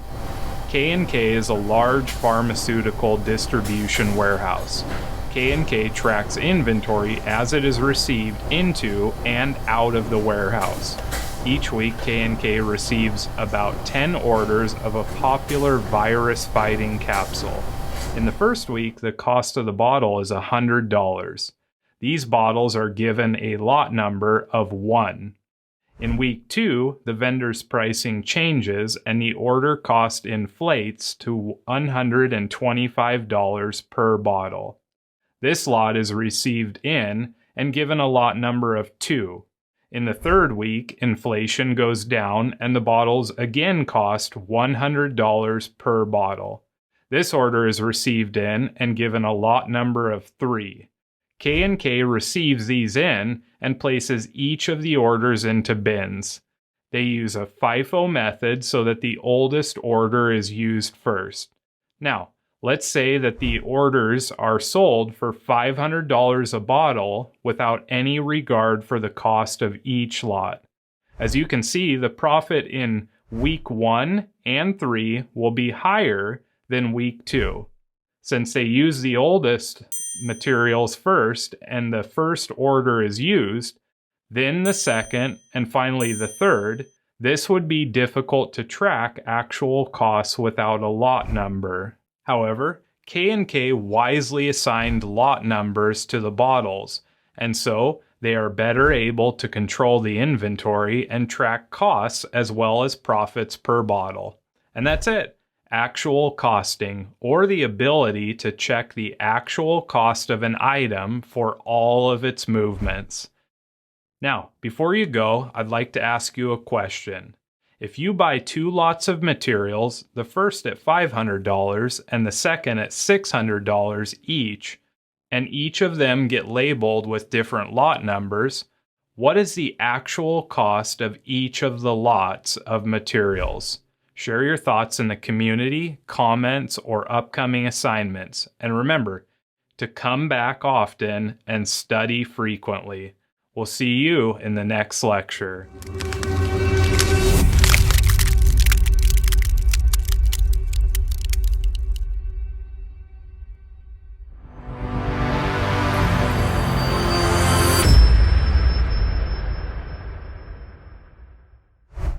Inventory valuation can make or break a company. It is absolutely essential that the valuation method you choose aligns with the needs of your specific business and the industry it serves. In this video, we will introduce one valuation type known as average cost valuation, and sometimes referred to as weighted average cost method. The average cost method is an inventory valuation method used in accounting to calculate the value of inventory. Put very simply, it is the cost of all inventory items summed and averaged. The figure is calculated by dividing the total cost of goods by the total number of goods over a specific accounting cycle. While you should speak with a professional accountant or a CPA to decide the best method of inventory valuation, the average cost method is easy to calculate and has many benefits. One benefit is that the average cost method assigns a value to both the cost of goods sold and the cost of goods still available over a defined period. The period is usually defined as monthly, quarterly, or yearly. The average cost method is one of the most straightforward ways to determine cost of goods sold over a specific period. Let's look at an example and understand how the average cost method works. While this may not be critical to inventory management, it will help you understand how inventory is valued when using an average cost method. On the screen, you will see a company that sells goods. This sales ledger shows our data for the first quarter of the year. As you can see, we first add up the total number of items, and then we add up the total cost of all the items. Next, you would divide the total costs by the total number of items, and this would give you the weighted average cost per item. Now let's imagine that this same company sells 50 units during the same accounting period.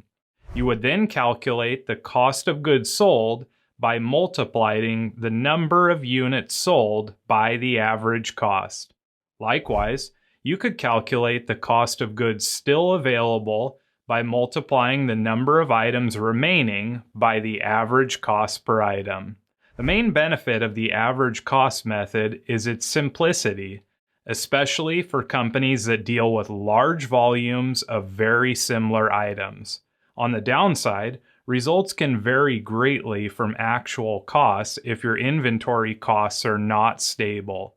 And that's it, the average cost method of inventory valuation.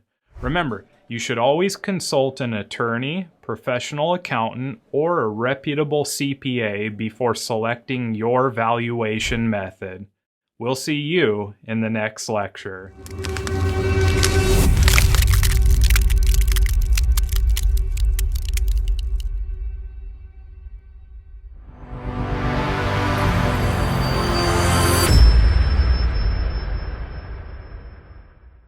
Inventory valuation can make or break a company.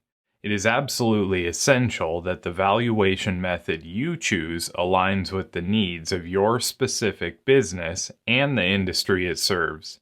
In this video, we will introduce one valuation type known as first in, first out valuation method, or FIFO for short. Let's jump in. First in, first out is a method used in accounting for the valuation of inventory. While you may think of the movement of physical inventory when you hear the phrase first in, first out, this is not always true in terms of inventory valuation at an aggregate accounting level. In fact, when looking at valuation using FIFO method, one must assume that the oldest inventory is used first. What does this mean exactly? Well, assets that are produced or acquired first are sold, used, or disposed of first. With that being said, there is no direct relationship between the movement of physical assets and the valuation other than the fact that accounting assumes the oldest is used first. When looking at FIFO from a tax perspective, the method assumes that inventory with the oldest costs are shown on an income statement under cost of goods sold first. Any other inventory that is left over is paired with the most recent purchase price or production cost. So, why would an organization use FIFO? Remember, always speak with your accountant or CPA before deciding on a valuation method. In most organizations, as inventory progresses to later stages of transformation and as finished goods are removed from inventory and sold, the costs associated with the item should be acknowledged as an expense. However, in the case of FIFO, it is assumed that the cost of the oldest inventory will be recognized first. This lowers the total value of your inventory. With this in mind, there are many advantages and disadvantages of the FIFO method. One advantage is that when inflation occurs or prices are rising, the FIFO method reduces the impact of inflation and understates the value of your inventory. Of course, this also means that if prices are falling or deflation is occurring, FIFO overstates the value of your inventory. This occurs because the cost of the oldest items in your inventory. For example, during inflation, the cost of purchasing newer inventory will be higher than the cost of older inventory. Another benefit is that FIFO is probably the most used form of valuation across the global environment. One of the last benefits of first in, first out valuation is that it is a good method for reducing obsolescence of inventory because the oldest is used first. Now let's turn our attention to the disadvantages of FIFO. To do this, we will quote from an article on Investopedia entitled, "What are the Disadvantages of FIFO Accounting Method?" You can find a link in the article below. In the article, the author, Greg DiPersio, cites two key disadvantages. The first, according to the article, is that FIFO tends to overstate gross margin, particularly during periods of high inflation, which creates misleading financial statements. Costs seem lower than they actually are, and gains seem higher than they actually are. The second disadvantage, according to the article, is that because of these high profits, a company may incur substantially higher income taxes. Let's look at an example of FIFO before we go. Let's say we purchase 100 items for $5 each, and 100 more items are purchased next for $10 each.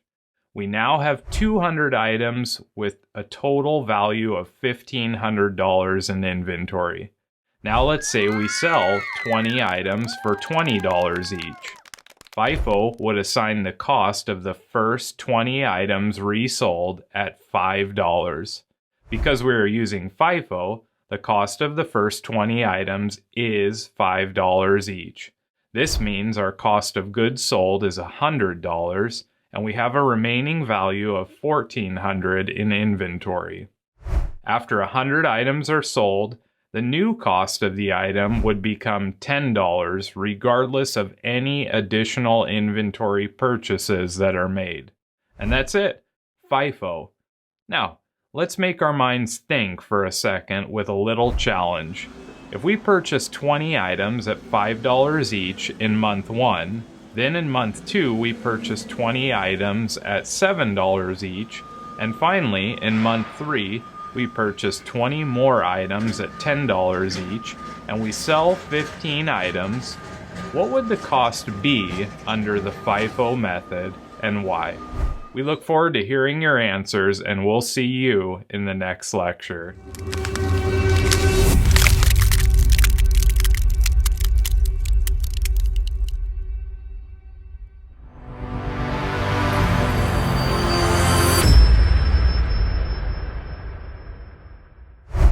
Inventory valuation can make or break a company. It is absolutely essential that the valuation method you choose aligns with the needs of your specific business and the industry it serves. In this video, we will introduce one valuation type known as last in, first out valuation method, or LIFO for short. Let's jump in. LIFO is a method used for cost flow assumption purposes in the cost of goods sold calculation. The LIFO method of inventory valuation assumes the cost of most recent products or last in products of a company's inventory have been sold first. The costs paid for those recent products are the ones used in the calculation. In other words, LIFO is the opposite of FIFO. Much like FIFO, there is not necessarily a relationship with the actual physical movement of inventory and the accounting assumption. So, why would a company want to use LIFO? Remember, always speak with your accountant or CPA before deciding on a valuation method. They will give you the best advice for your specific needs. Sometimes the cost to produce or purchase goods increases. When these periods of inflation occur, LIFO may be a good option. While LIFO may make your products decrease on paper, this also means that you will not pay as much in taxes. With that being said, if the inflationary period is going to be a long one, it may be beneficial to reduce profits and pay less in taxes. Remember, we are not recommending what valuation method you should use. This should be done by a licensed accountant, CPA, or accounting attorney if they are qualified. Now, Let's look at an example of LIFO to help us understand a little more about this method of valuation. Let's say we purchase 100 items for $5 each, and 100 more items are purchased next for $10 each. We now have 200 items with a total value of $1,500 in inventory. Now let's say we sell 20 items for $20 each. LIFO would assign the cost of the last 20 items resold at $10 each. Because we are using LIFO, the cost of the first 20 items is $10 each. And this means our cost of goods sold is $200 and we have a remaining value of $1,300 in inventory. After 100 items total were sold, the new cost of the item would become $5 only if no new items were purchased.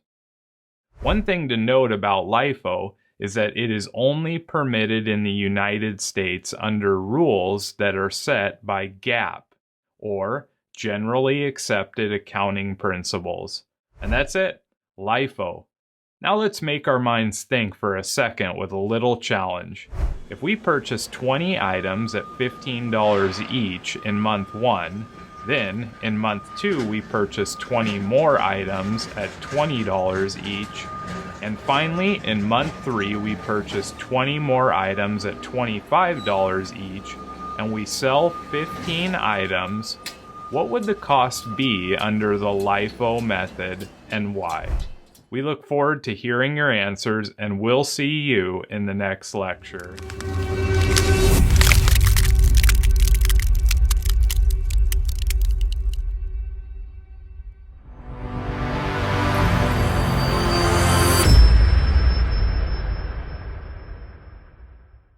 Inventory valuation can make or break a company.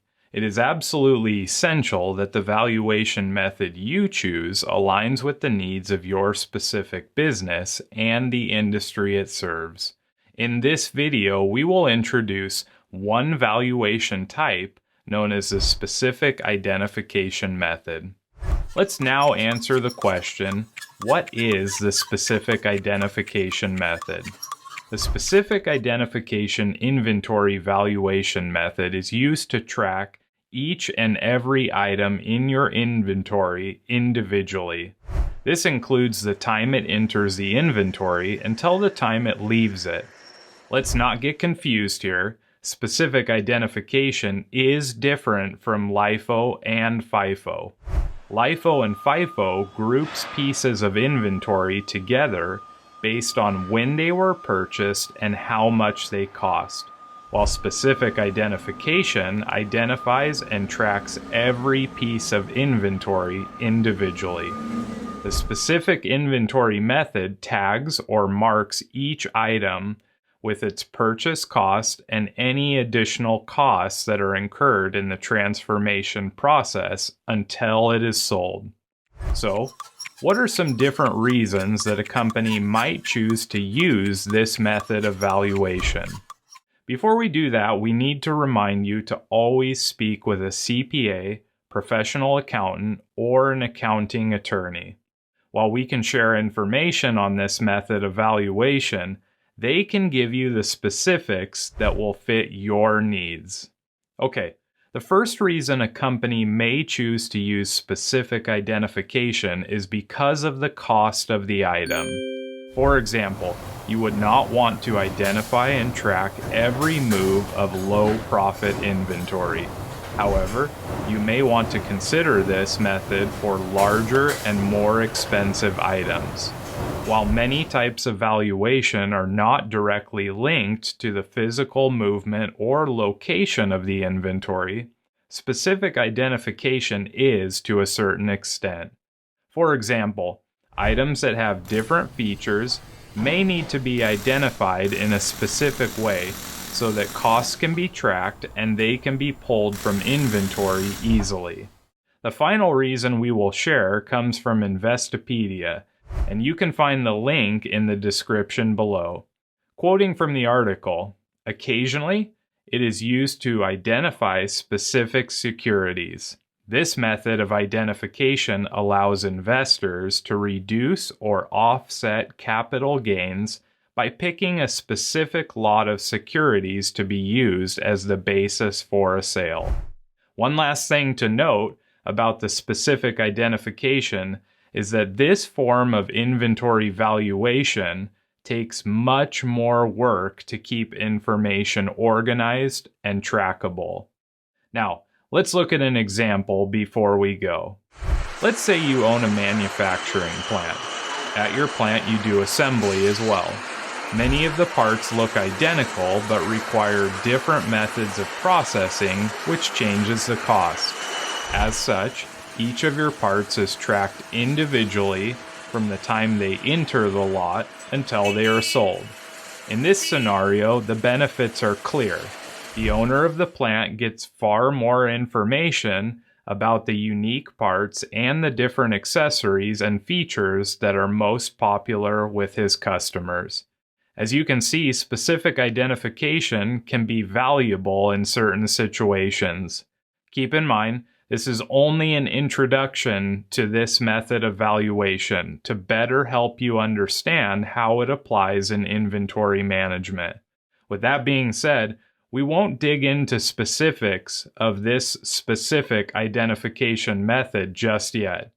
But we would like to know, do you use specific identification? If so, what tips and tricks do you use to track items? Remember, answering these questions opens up discussion and helps build a community where you can interact with each other and find more solutions that ignite your power. See you in the next lecture.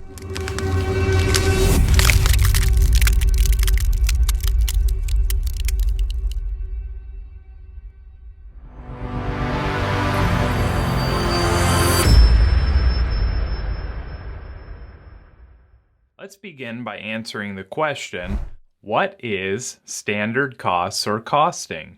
Standard costs are actually estimates of the actual costs in a company's production process. These estimates are used because knowing the exact costs would be impossible until the process is performed. One of the benefits of using standard costs is so the company can quote, estimate, and budget more efficiently. Of course, using standard costs allows a company to see variance in the estimates once the actual data has been collected. As was mentioned already, no company can predict all the variables that will occur during manufacturing, so they use standard costs. Typically, as the actual costs are collected, a company should go back and check the estimates by entering the appropriate actual costs. If at the end of the accounting period the standard costs are higher than the actual expenses, then the company has a favorable variance. On the other hand, if the company's actual costs were higher, then the company would have an unfavorable variance.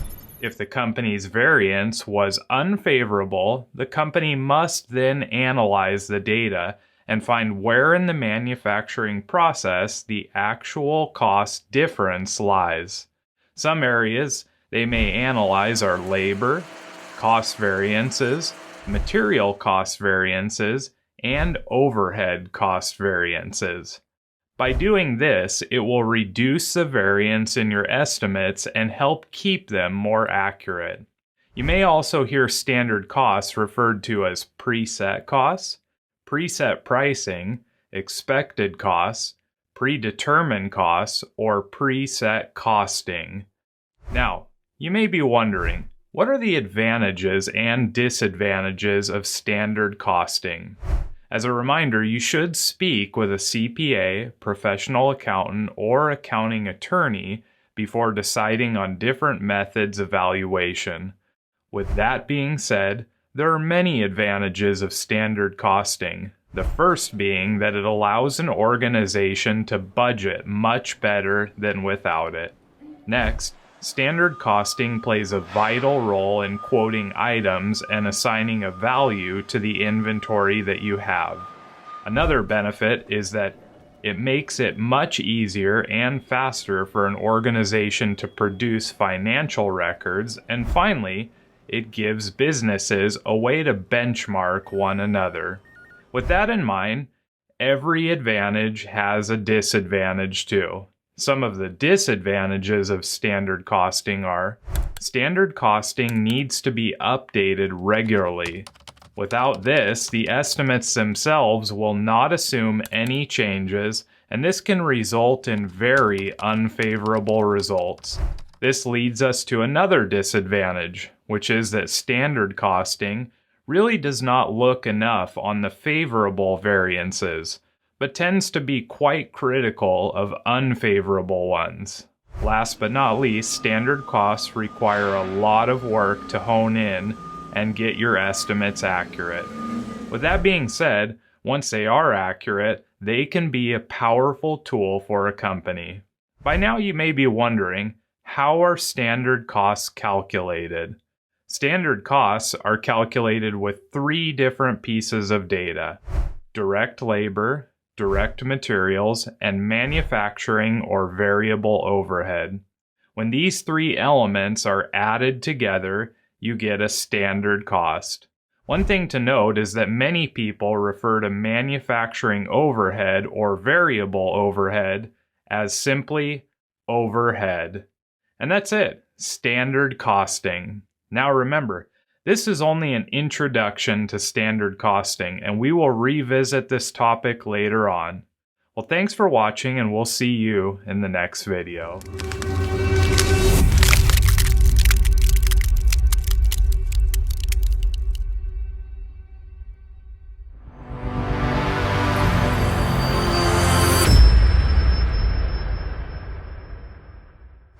Hi there, and welcome back.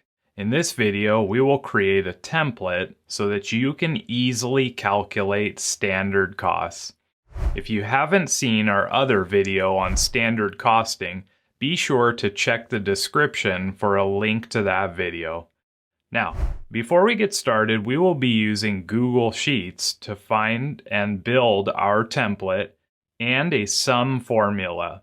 If you're not familiar with Google Sheets, you can visit another link in the description to learn more about this powerful tool. Okay, let's get started. Now, we've already got our sheet set up to number using a row formula, and we've frozen the top row to keep things organized when we are scrolling. As we learned in previous videos, there are 3 elements of standard costing: direct labor, direct materials, and manufacturing or variable overhead. With that in mind, we need to create some labels that contain the 3 elements of standard costs. Our first label will be direct labor, next, direct materials, and finally, manufacturing or variable overhead. The final label we will add is the label we will use for standard costs. Now, before we begin our standard cost formula, you may want to clean up your sheet a bit and organize it the way that you like. You may be using it a lot after this. Now, we're ready to start. As we learned in our previous standard cost video, we calculate standard costs by adding direct labor, direct materials, and variable or manufacturing overhead together. To do this, we will use a sum formula. Let's get started with an equal sign to begin our formula. Then we will type in SUM with an open bracket and highlight our cells containing direct labor, materials, and overhead. Then we'll close our bracket and you will see that a 0 pops up. Next, we will grab our completed formula, copy it, and highlight the entire column where standard costing is and paste the formula all the way down. Then replace your label on the top only, and now you have a simple template that you can input your direct labor, direct materials, and variable or manufacturing overhead in, and automatically calculate your standard costs. Remember, Google Sheets can be reformatted as currency, time, or just basic numbers, and many other ways too. So, if you want to reformat it, please feel free to. Also, this template is available by clicking on the link in the description, so you can build it if you want or save a little bit of time and visit our website. We hope you enjoy this easy standard costing template using a sum formula, and we'll see you in the next video.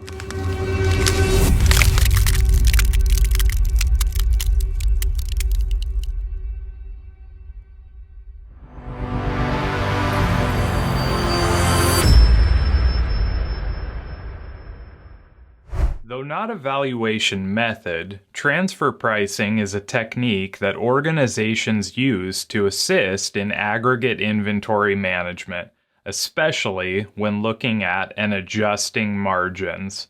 Formally defined, transfer pricing is a practice used in accounting to transfer the cost of goods or services from one area of a business to another. This transfer could be different divisions, different segments, or even interplant transfers. While transfer pricing does not change the value of inventory, it can yield significant tax savings under commonly controlled companies. It should be noted that transfer pricing has very strict guidelines, and you should always consult a licensed accountant, CPA, or accounting attorney before engaging in transfer pricing. Put very simply, transfer pricing gives an organization the ability to transfer inventory between subsidiaries of a commonly controlled company or companies that are part of the same enterprise. This can lead to significant tax savings for corporations. While we won't dig into this topic, it is important for you to have a basic understanding of how this method works. Transfer pricing is a practice used in accounting that allows a company to price transactions internally within businesses and between subsidiaries. These different subsidiaries or divisions must be owned by the same larger controlling company. A transfer price is used to determine the cost to charge another division, subsidiary, or holding company for goods or services rendered. As you might have guessed, this tactic is mostly used to adjust profit margins, cost of goods sold, or assets that are still on hand. By doing this, a company can reduce profits or increase profits based on their specific needs.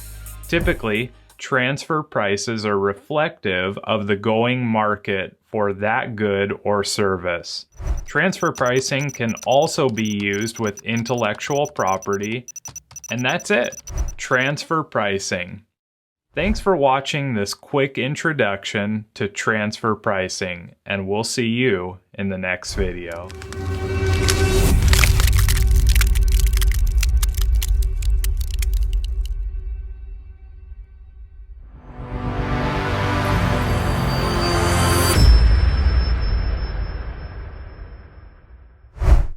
In a perfect world, we all would know what is happening with every piece of our inventory at every moment. We would have all the data we need stored in our head, and everything would be 100% accurate. But let's face it, this isn't a perfect world, and nobody could store that much data. When it comes to inventory management, key performance indicators are very important, and there is a long list of them. Everything from inventory turnover rate, days on hand, stock to sales ratio, sell-through rates, back order rates, rate of return, put away time, perfect order rate, and thousands more. Could you imagine having all that information? It would be very difficult to track, understand, and act on opportunities. Inventory metrics need to be simple. With that being said, over the next few videos, we will look at 4 of the most important measures you can monitor at an aggregate level to set inventory goals, manage inventory, and make adjustments when needed. Those 4 measures are inventory turnover, days of supply, fill rate, and cash-to-cash cycle. These 4 key performance indicators are used by some of the largest companies, including USPS, Walmart, and Amazon. With that in mind, we would like to ask each of you, what measurements do you track your inventory with? Share your thoughts in the community, comments, or upcoming assignments, and remember to come back often. We'll see you in the next lecture.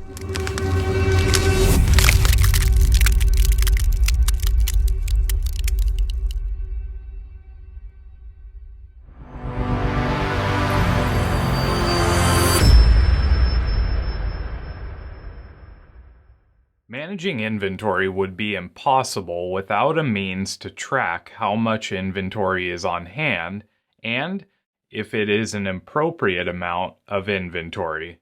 With this being said, the days of supply metric is a useful metric that can show an organization how many days their existing inventory will last before it reaches zero or drops into their safety stocks. The days of supply are often evaluated or defined by periods.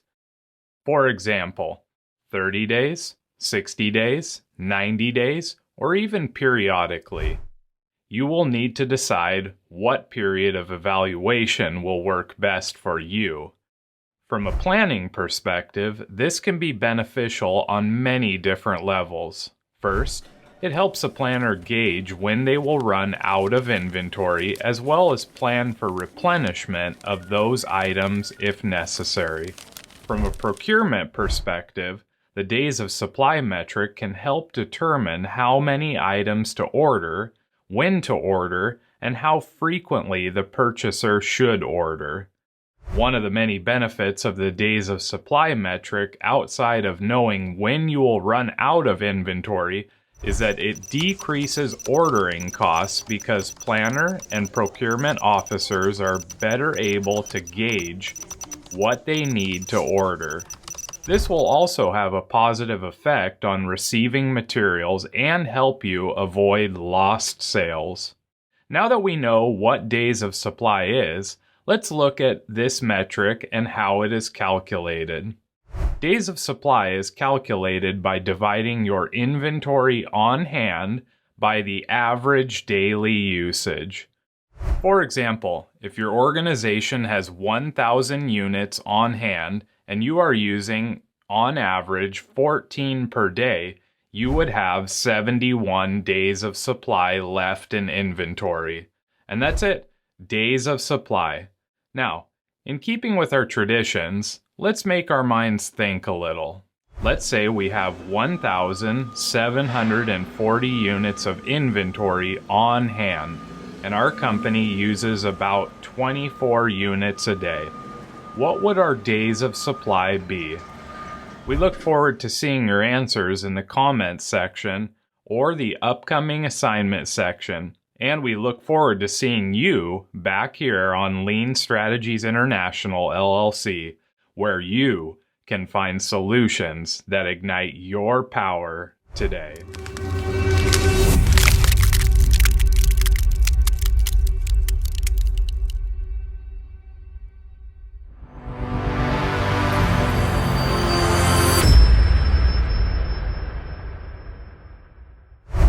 Inventory turnover is an essential metric that all organizations need to track.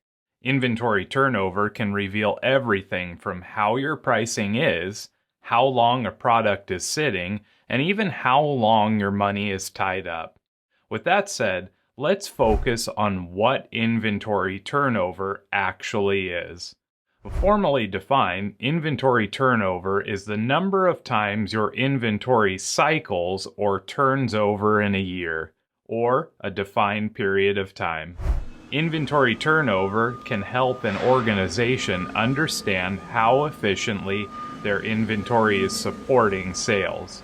The inventory turnover number implies how often inventory was bought and sold throughout a defined period. Put another way, inventory turnover is an indicator of how well a business is using their inventory. For example, how many dollars of sales from a cost perspective are being supported by each dollar of inventory. Low inventory turnover numbers often hint at overstocking, obsolescence, or unstable processes. A high inventory turnover can also be dangerous if it is depleting reserves too quickly, but generally points towards strong sales and effective inventory management for an organization. Now that we know what inventory turnover is, let's break down the ratio and understand what it means. Put very simply, the ratio tells us the number of times the inventory is sold and replenished or turned over in a defined period of time. With this in mind, many organizations also use the ratio to help them understand how long it will take to sell the inventory they have on hand. The inventory ratio divides two numbers, which are cost of goods sold and average inventory. The output of this formula tells an organization how many times inventory turns over in a specific period of time. As you might have guessed, a high inventory turnover ratio means that you cycle inventory much more often, and as mentioned before, is good evidence of strong sales and effective inventory management. It is important to note that engineer-to-order companies and make-to-order companies may have lower inventory turnover ratios, as the products are much more customizable and not usually sold in large volumes. Nonetheless, if an organization has a low turnover ratio, inventory analysis is needed to find the cause. Now, let's look over briefly at how the turnover ratio works. As mentioned earlier, turnover is calculated by dividing the cost of goods sold by the average inventory. Average inventory is used to smooth out the peaks and valleys of inventory and give you a more stable, consistent metric to work with. This also helps to smooth out seasonal fluctuations, such as holidays or even major events. With this new piece of knowledge, let's walk through the steps of calculating inventory turnover. As we've mentioned, inventory turnover is calculated by dividing the cost of goods sold by the average amount of inventory. First, we start by getting our average inventory. The most common way to do this is by adding your beginning inventory and your ending inventory for a defined period and dividing that by 2. Now that we have our average inventory, we need to gather our total cost of goods sold for a period. This can generally be found on an income statement, but you may need to do some calculations to find it. Once you have your cost of goods sold, we are ready to calculate our inventory turnover. To do this, we divide the cost of goods sold by the average inventory amount. Let's look at an example. Let's say we have a company called K&K Manufacturing. K&K has posted a cost of goods sold of $1,500 and an average inventory amount of $500 on hand for the fourth quarter. We would then divide $1,500 by $500, which gives K&K an inventory turnover ratio of 3. In the second example, we'll use the same company, but this time compute the average inventory period, or how long it will take to sell the inventory currently on hand using inventory turnover. We already know the inventory turnover ratio is 3. To calculate how many days it will take to sell the inventory on hand, we simply divide 365 days in the year by 3, which equals 121.67 days, or 122 days if we round our answer. We now know how long it will take to sell the inventory. And that's it. Inventory turnover. Now, let's challenge ourselves a bit. Let's say K&K posts data for the next quarter. This quarter, they have an average of $2,000 and a cost of goods sold of $1,100. What is their inventory turnover? And what does this number indicate or reveal to you about how their inventory has changed? We look forward to hearing your answers, and we'll see you in the next video.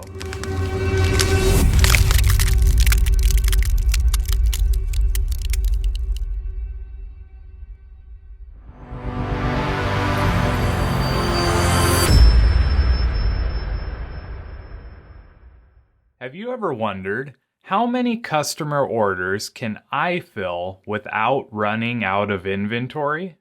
If you have, then fill rate is the metric for you. Fill rate is another very important inventory metric that will help you understand questions like this and many more.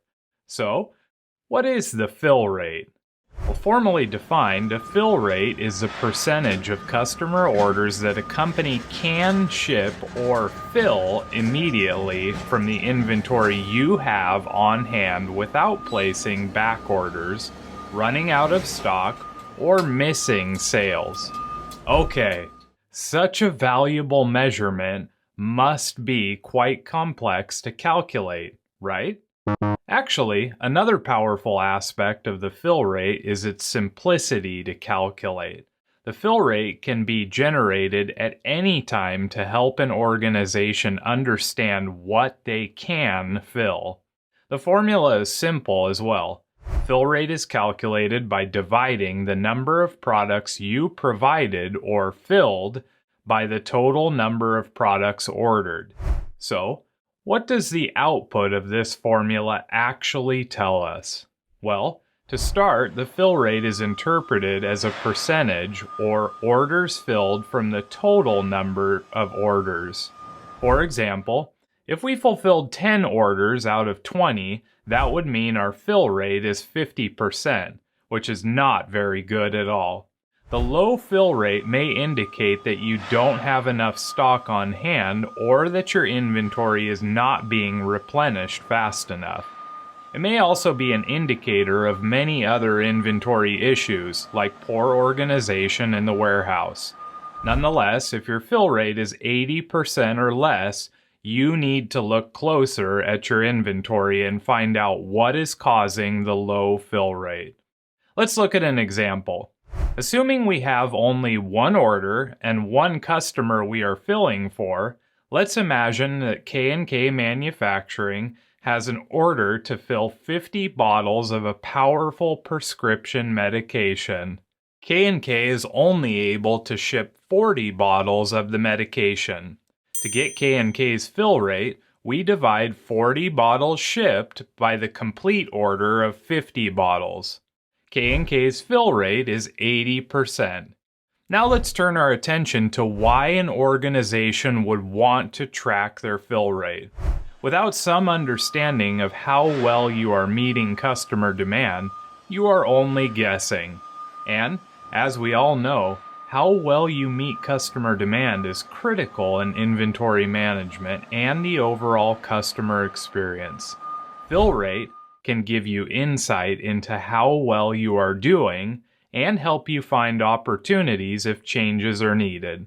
Another reason that many companies opt to track fill rate is to manage their orders. For example, if you are not able to fill an order in its entirety, you can inform your customer and find solutions to your problem before the customer becomes frustrated.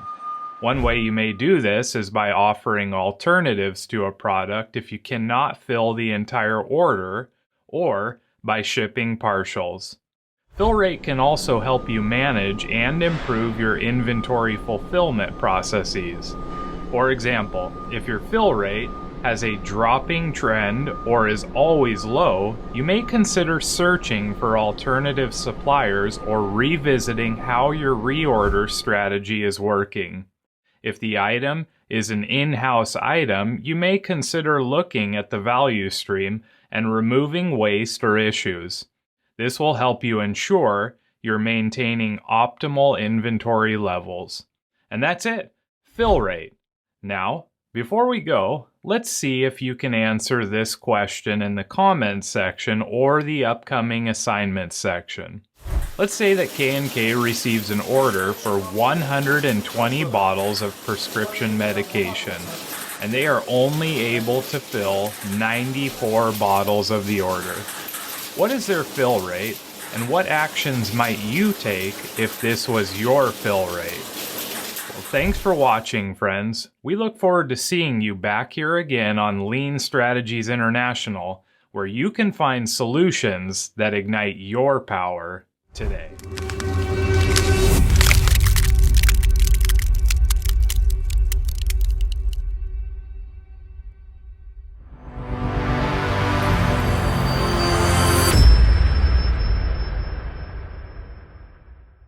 In this video, we will learn how to set up a very simple template to calculate your fill rate inside of Google Sheets.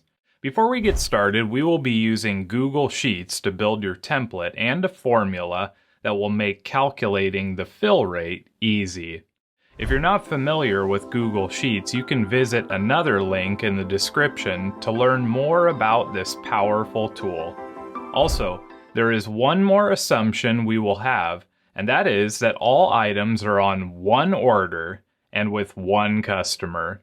The formula can get quite a bit complex when you mix and match multiple orders.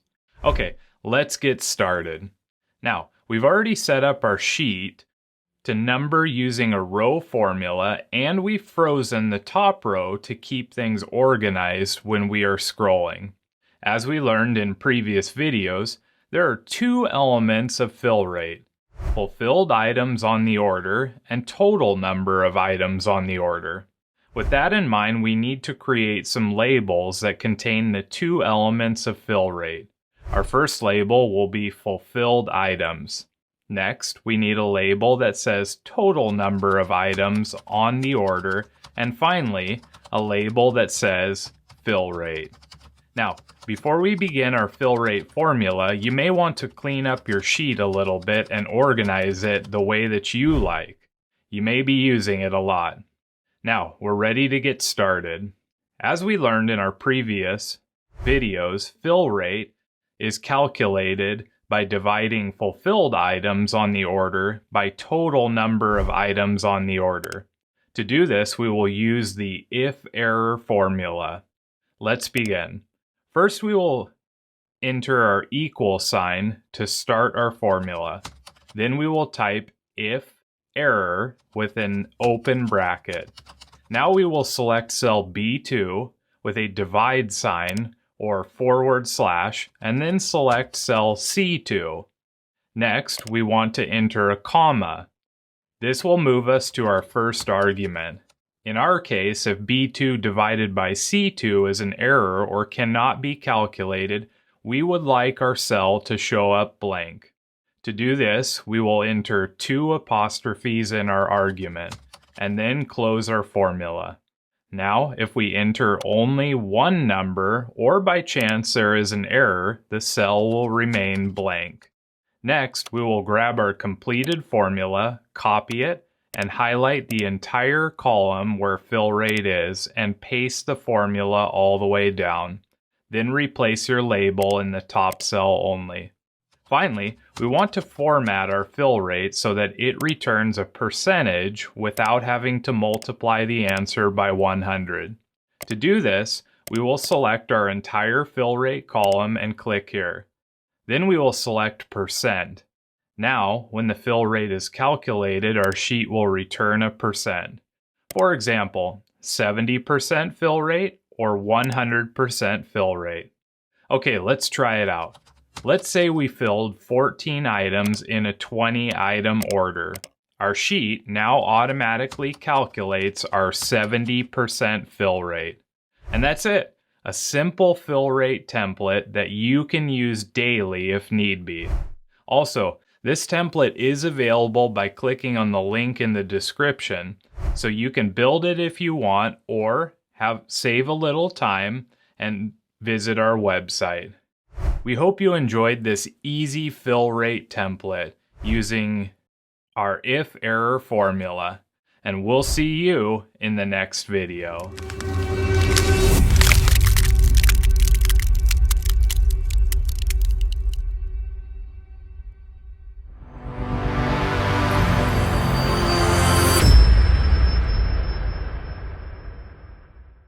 Wouldn't it be nice if you had a metric that could track the time between when a business pays its suppliers and when the business receives payment from its customers? The cash conversion cycle, also known as the cash-to-cash cycle time, does just that. In this lecture, you will learn the foundational elements of the cash-to-cash cycle time. Let's get started. Cash-to-cash cycle time looks at the amount of time, usually days, of working capital a business has tied up in managing its inventory or supply chain. Like many metrics, the more efficient the cash-to-cash cycle time is, the fewer days an organization's cash is unavailable for use. A cash-to-cash cycle time of 1 month or less would be considered a good time. On the other hand, a cash-to-cash cycle time of 2 to 3 months would show that an organization's cash is tied up and not available for use for what many industries consider to be a dangerous amount of time. Please note that the cash-to-cash cycle time can vary quite a bit between industries. With this in mind, it should be every organization's objective to reduce their cash-to-cash cycle time. How do you do this? One of the primary ways that a company can reduce the amount of time that cash is tied up is to optimize the inventory they have on hand. If cash is not tied up in inventory, it is available for use. This is why continuous improvement strategies like Lean are a very effective way to improve cash-to-cash cycle time. Be aware that improving your overall inventory strategy will require alignment of all parties, including supply chain partners, as well as finding and removing waste and creating a more streamlined organization.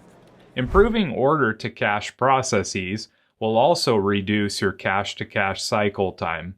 As invoice processing and receipt of customer payments improves, the amount of time that an organization's capital is tied up will improve as well.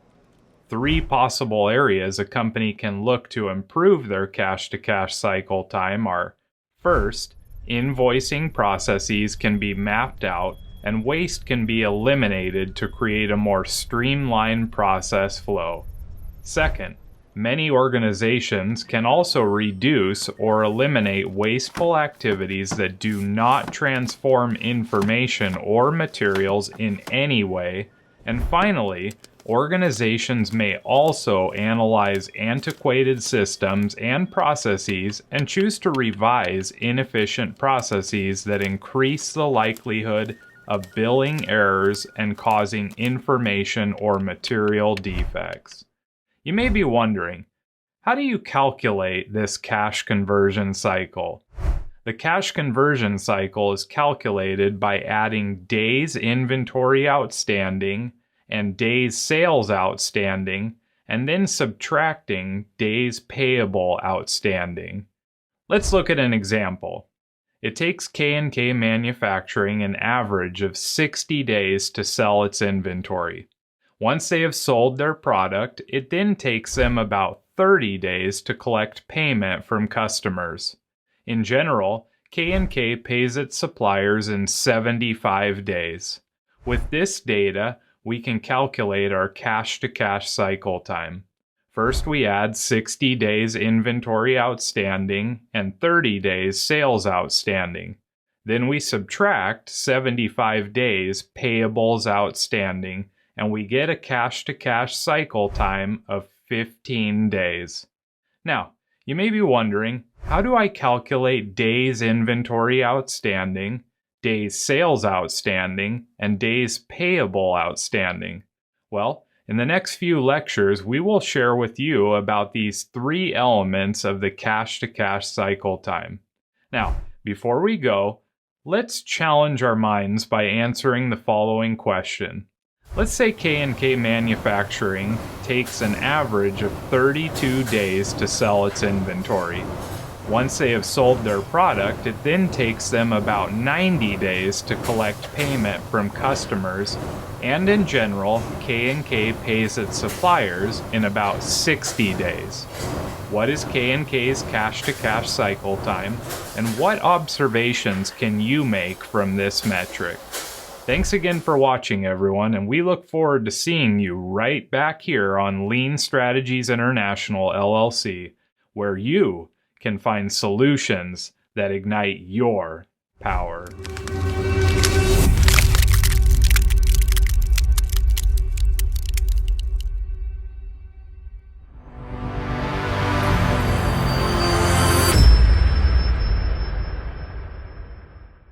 Days Inventory Outstanding, or DIO, as it is often referred to, is a ratio that measures the average number of days that a company holds inventory before they transform that inventory into sales. The lower the figure, the better. You may be wondering, why? Well, lower DIO tells us that this inventory will tie up our cash for less time and that our risk of obsolete inventory is much less, and that is good. Days Inventory Outstanding is also known as Days Sales of Inventory and Days in Inventory. Days Inventory Outstanding is one component of the cash conversion cycle, or cash-to-cash cycle time, which you can learn more about by clicking on a link in the description. The cash conversion cycle is calculated using three metrics. They are Days Inventory Outstanding, Days Payable Outstanding, and Days Sales Outstanding. Why is this important? Well, it tells us that the cash-to-cash cycle time can be improved by reducing DIO, reducing DSO, or increasing DPO. So, how do we calculate Days Inventory Outstanding? Days Inventory Outstanding is usually calculated as shown in the picture here. DIO equals average inventory divided by cost of goods sold times the number of days in the period you are calculating. For example, if a company has $30,000 in inventory on average during a 1-year period, and their cost of goods sold is $143,000, we would calculate DIO by first dividing the average inventory of $30,000 by the cost of goods sold of $143,000, and then multiplying that by the number of days in the period. For example, if our period was a year, we would multiply our answer by 365 days. This would equal a DIO of 76.57 days. Let's now answer the question, what does a high or low Days Inventory Outstanding mean? When a company has a low DIO, it typically means they are converting inventory into sales rapidly. This is a good thing. Another way to interpret low DIO is that there is less chance that inventory will become obsolete. So what does a high DIO signal? In general, a lower DIO is better than a higher one. High DIO generally indicates that a company is not converting inventory into sales fast enough. This could also reveal inventory management issues such as overstocking. If DIO is high, the company's cash is also tied up in inventory for a longer period of time, which also means that the company cannot use its money for other purposes. So, how do you improve your high DIO? There are two basic ways that a company can improve days inventory outstanding. The first is to speed up the conversion of inventory into sales, and the second is to reduce the amount of inventory that you are holding. This may involve using techniques like the just-in-time system or implementing continuous improvement strategies like lean, which generally have a positive effect on inventory management. In addition to these strategies, many organizations will be deployed, honed in on sales techniques like various marketing strategies and using different methods that influence customer sales. And that's it. Days inventory outstanding. Well, thanks for watching, friends, and remember to keep coming back and studying your videos where you can find solutions that ignite your power today.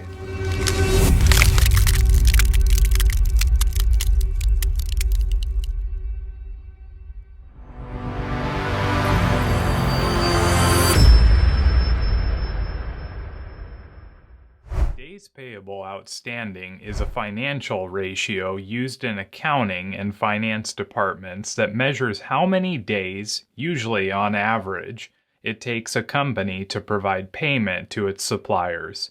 The higher a company's DPO, the longer it takes to pay its bills. Days payable outstanding is calculated using the formula shown here. To calculate DPO, you would multiply accounts payable by the number of days in your period and then divide your answer by the cost of goods sold. Let's look at an example.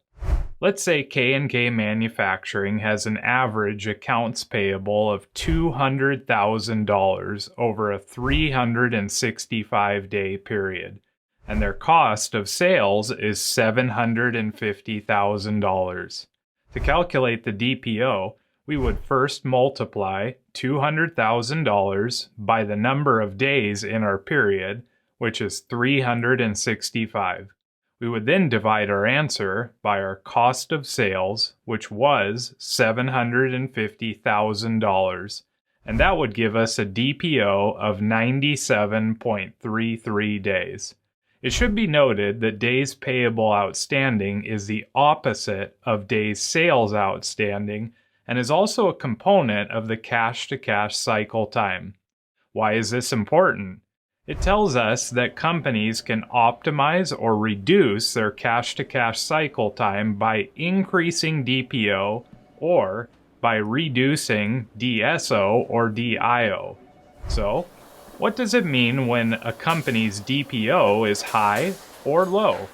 A high DPO means the company is taking a longer time to pay its suppliers. Of course, if a company takes longer to pay its suppliers, they are better able to invest cash for a longer period of time.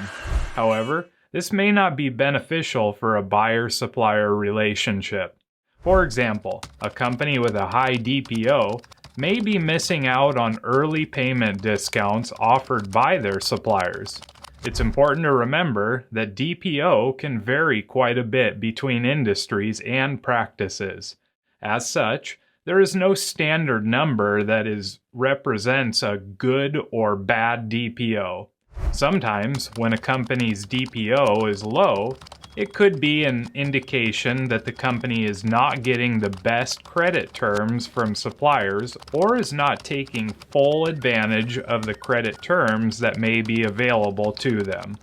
With that being said, this could be an opportunity to extend DPO and improve the company's cash-to-cash cycle time.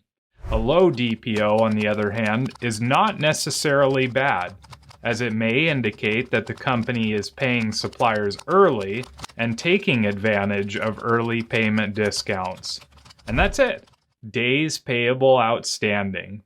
Well, thanks for watching this video on days payable outstanding, and we look forward to having you back here for more great content right here on Lean Strategies International LLC, where you can find solutions that ignite your power.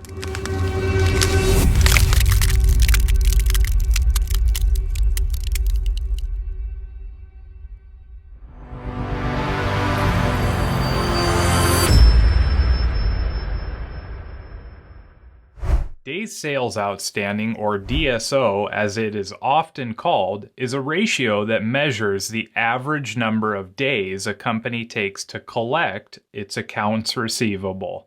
When a company's DSO is short, it tells us that the company is faster at collecting payments from customers.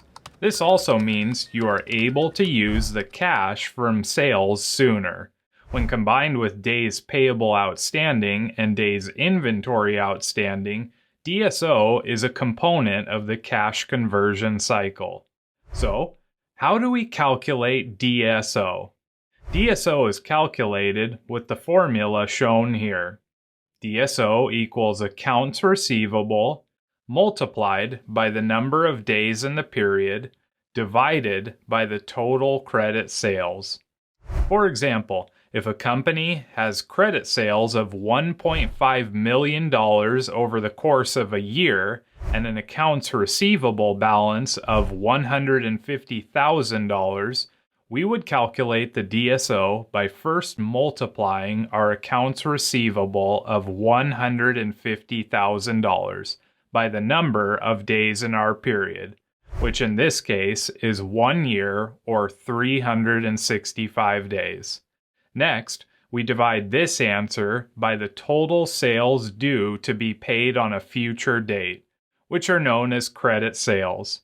In our case, we divide $54,750,000 by $1,500,000. This would give us a DSO of 36.5 days. So, what exactly does 36.5 days tell us? To start, you should know that a high DSO can be dangerous. It indicates a company is selling lots of products on credit and is taking longer than normal time to collect payments for the sales from customers. This will eventually result in cash flow difficulties. On the other hand, a low DSO tells us that the company is collecting payment from its customers quite rapidly. And, as we all know, getting paid quickly is important. Be aware that DSO can vary quite a bit in different industries. With this in mind, we should consider the question, how can we improve DSO? DSO is unique in the sense that you have so much information that can be improved. With that said, mapping your receivable or collection process out and removing waste can improve both the information side of the value stream and the material side of the value stream. Another way to improve your DSO is by automating parts of the collection process. For example, electronic invoicing is much quicker than mailing and faxing. Also, many systems will now automatically guide quotes to POs and POs right into invoices.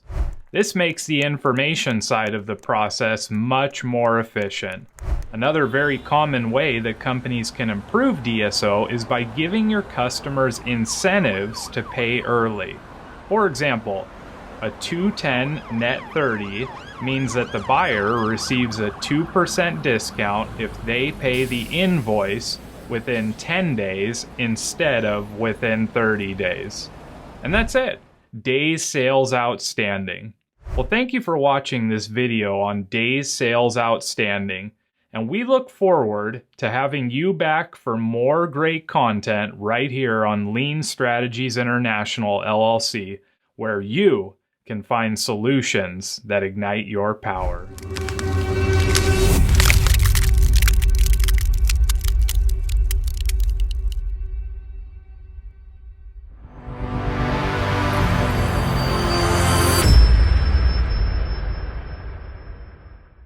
Inventory is one of the largest assets that a company will have. It accounts for much of a balance sheet and, equally as important, contributes to much of the work in an organization. But is it the most important resource? Some would argue no. People are a very important resource in every organization and equally, if not more important, than the inventory you hold. With this in mind, How can an organization get these two very important assets and resources to work together for the better of a company? To put it bluntly, training. Having a strong, knowledgeable, and skilled staff can really impact an organization for the better. Inventory management training will give employees new skills, the latest ideas, and best practices in both inventory control and management. When you train employees, especially in inventory management, you ensure that they are ready to help a company succeed and that the goals and objectives of an organization are ready to be met. When a company invests in inventory training, you better equip people to manage inventory in an effective way. They have the tools they need. Training and regular kata helps people improve their knowledge, know-how, and skill set. Ultimately, this enhances an organization's operational efficiency and reduces wastes that are associated with inventory.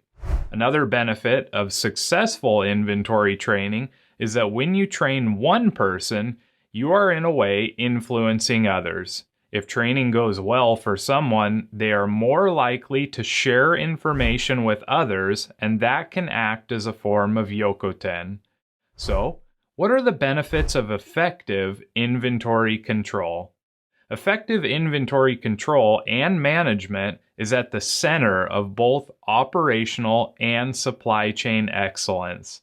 The benefits of educating people with regards to inventory will help you manage inventories effectively in terms of stock levels, operational efficiencies, and it will have a positive impact on your customer service levels. In addition to this, properly trained employees are better able to prevent defects and avoid costly mistakes.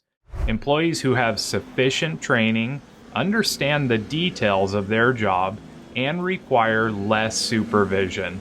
This ultimately allows a company to put more time and effort into other areas like continuous improvement.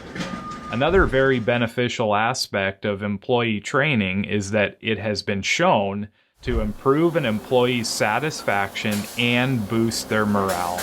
Employees who are part of training feel valued and appreciated.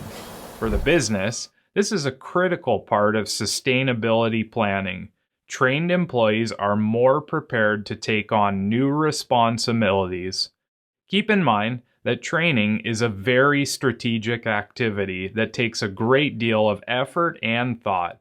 It is essential that inventory training is part of an organization's business strategy.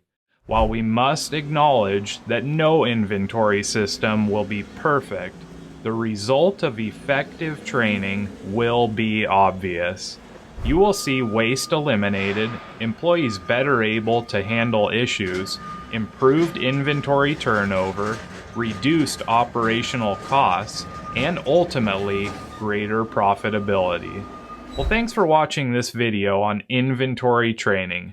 Now, before we go, let's see if you can answer this question in the comment section or upcoming assignment section. Have you been part of inventory training?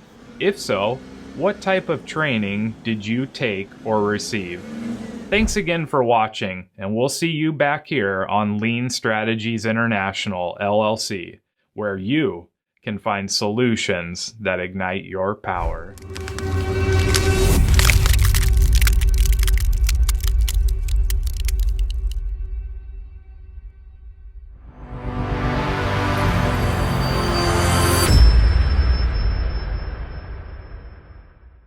When it comes to deciding just how much inventory you will carry, there are only two real options. Either you hold extra inventory, or you carry the bare minimum. In other words, the general consensus in every company is that you will never have the perfect amount of inventory.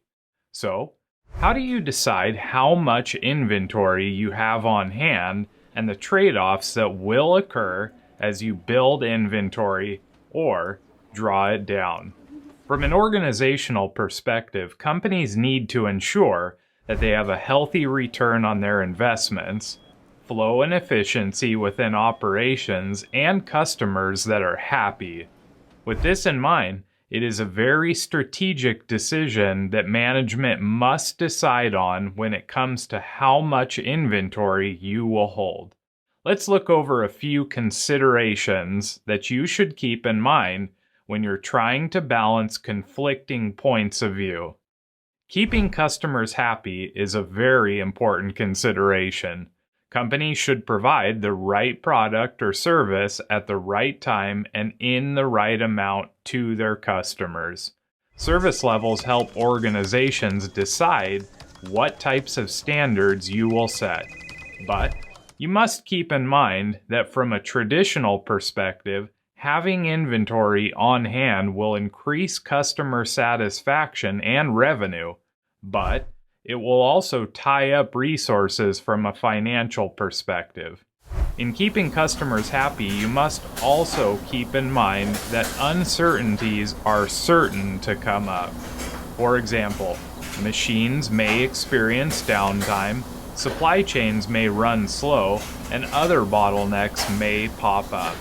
Inventory can help mitigate these uncertainties, but you must be aware that focusing on customer service tends to increase inventory in order to decrease delivery lead times and the inevitable stockouts.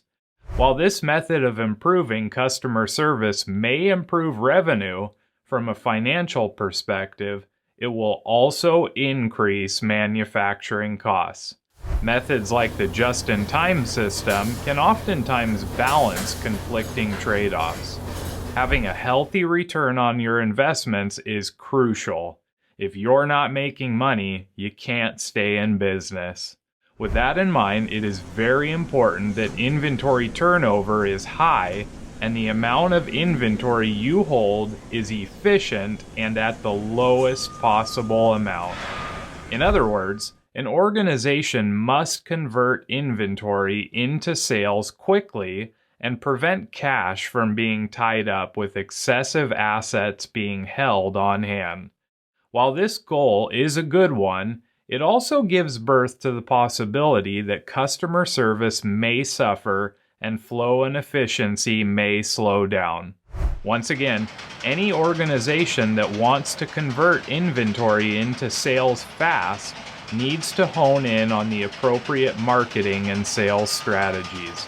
And if they are trying to lower or hold less inventory, lean and just-in-time are a must.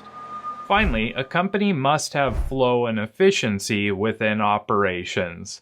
Operations are most efficient when waste has been removed and flow can occur. In many cases, this means reducing changeover times, reducing wait times, and eliminating defects. Many organizations don't see the power of removing waste and opt for long production runs to keep efficiency high. And while efficiency will remain high with long production runs, it also prevents a company from building to demand. As such, production efficiency through longer runs may support operations interests and finances interests in lowering costs, but longer runs could result in stockouts of certain items and decreased customer service. With these three examples in mind, be sure that you are aware of the different trade-offs that may occur when building inventory or drawing it down. Remember, flow is essential, and every change you make will likely have some impact on some other area of the company. We'll see you soon.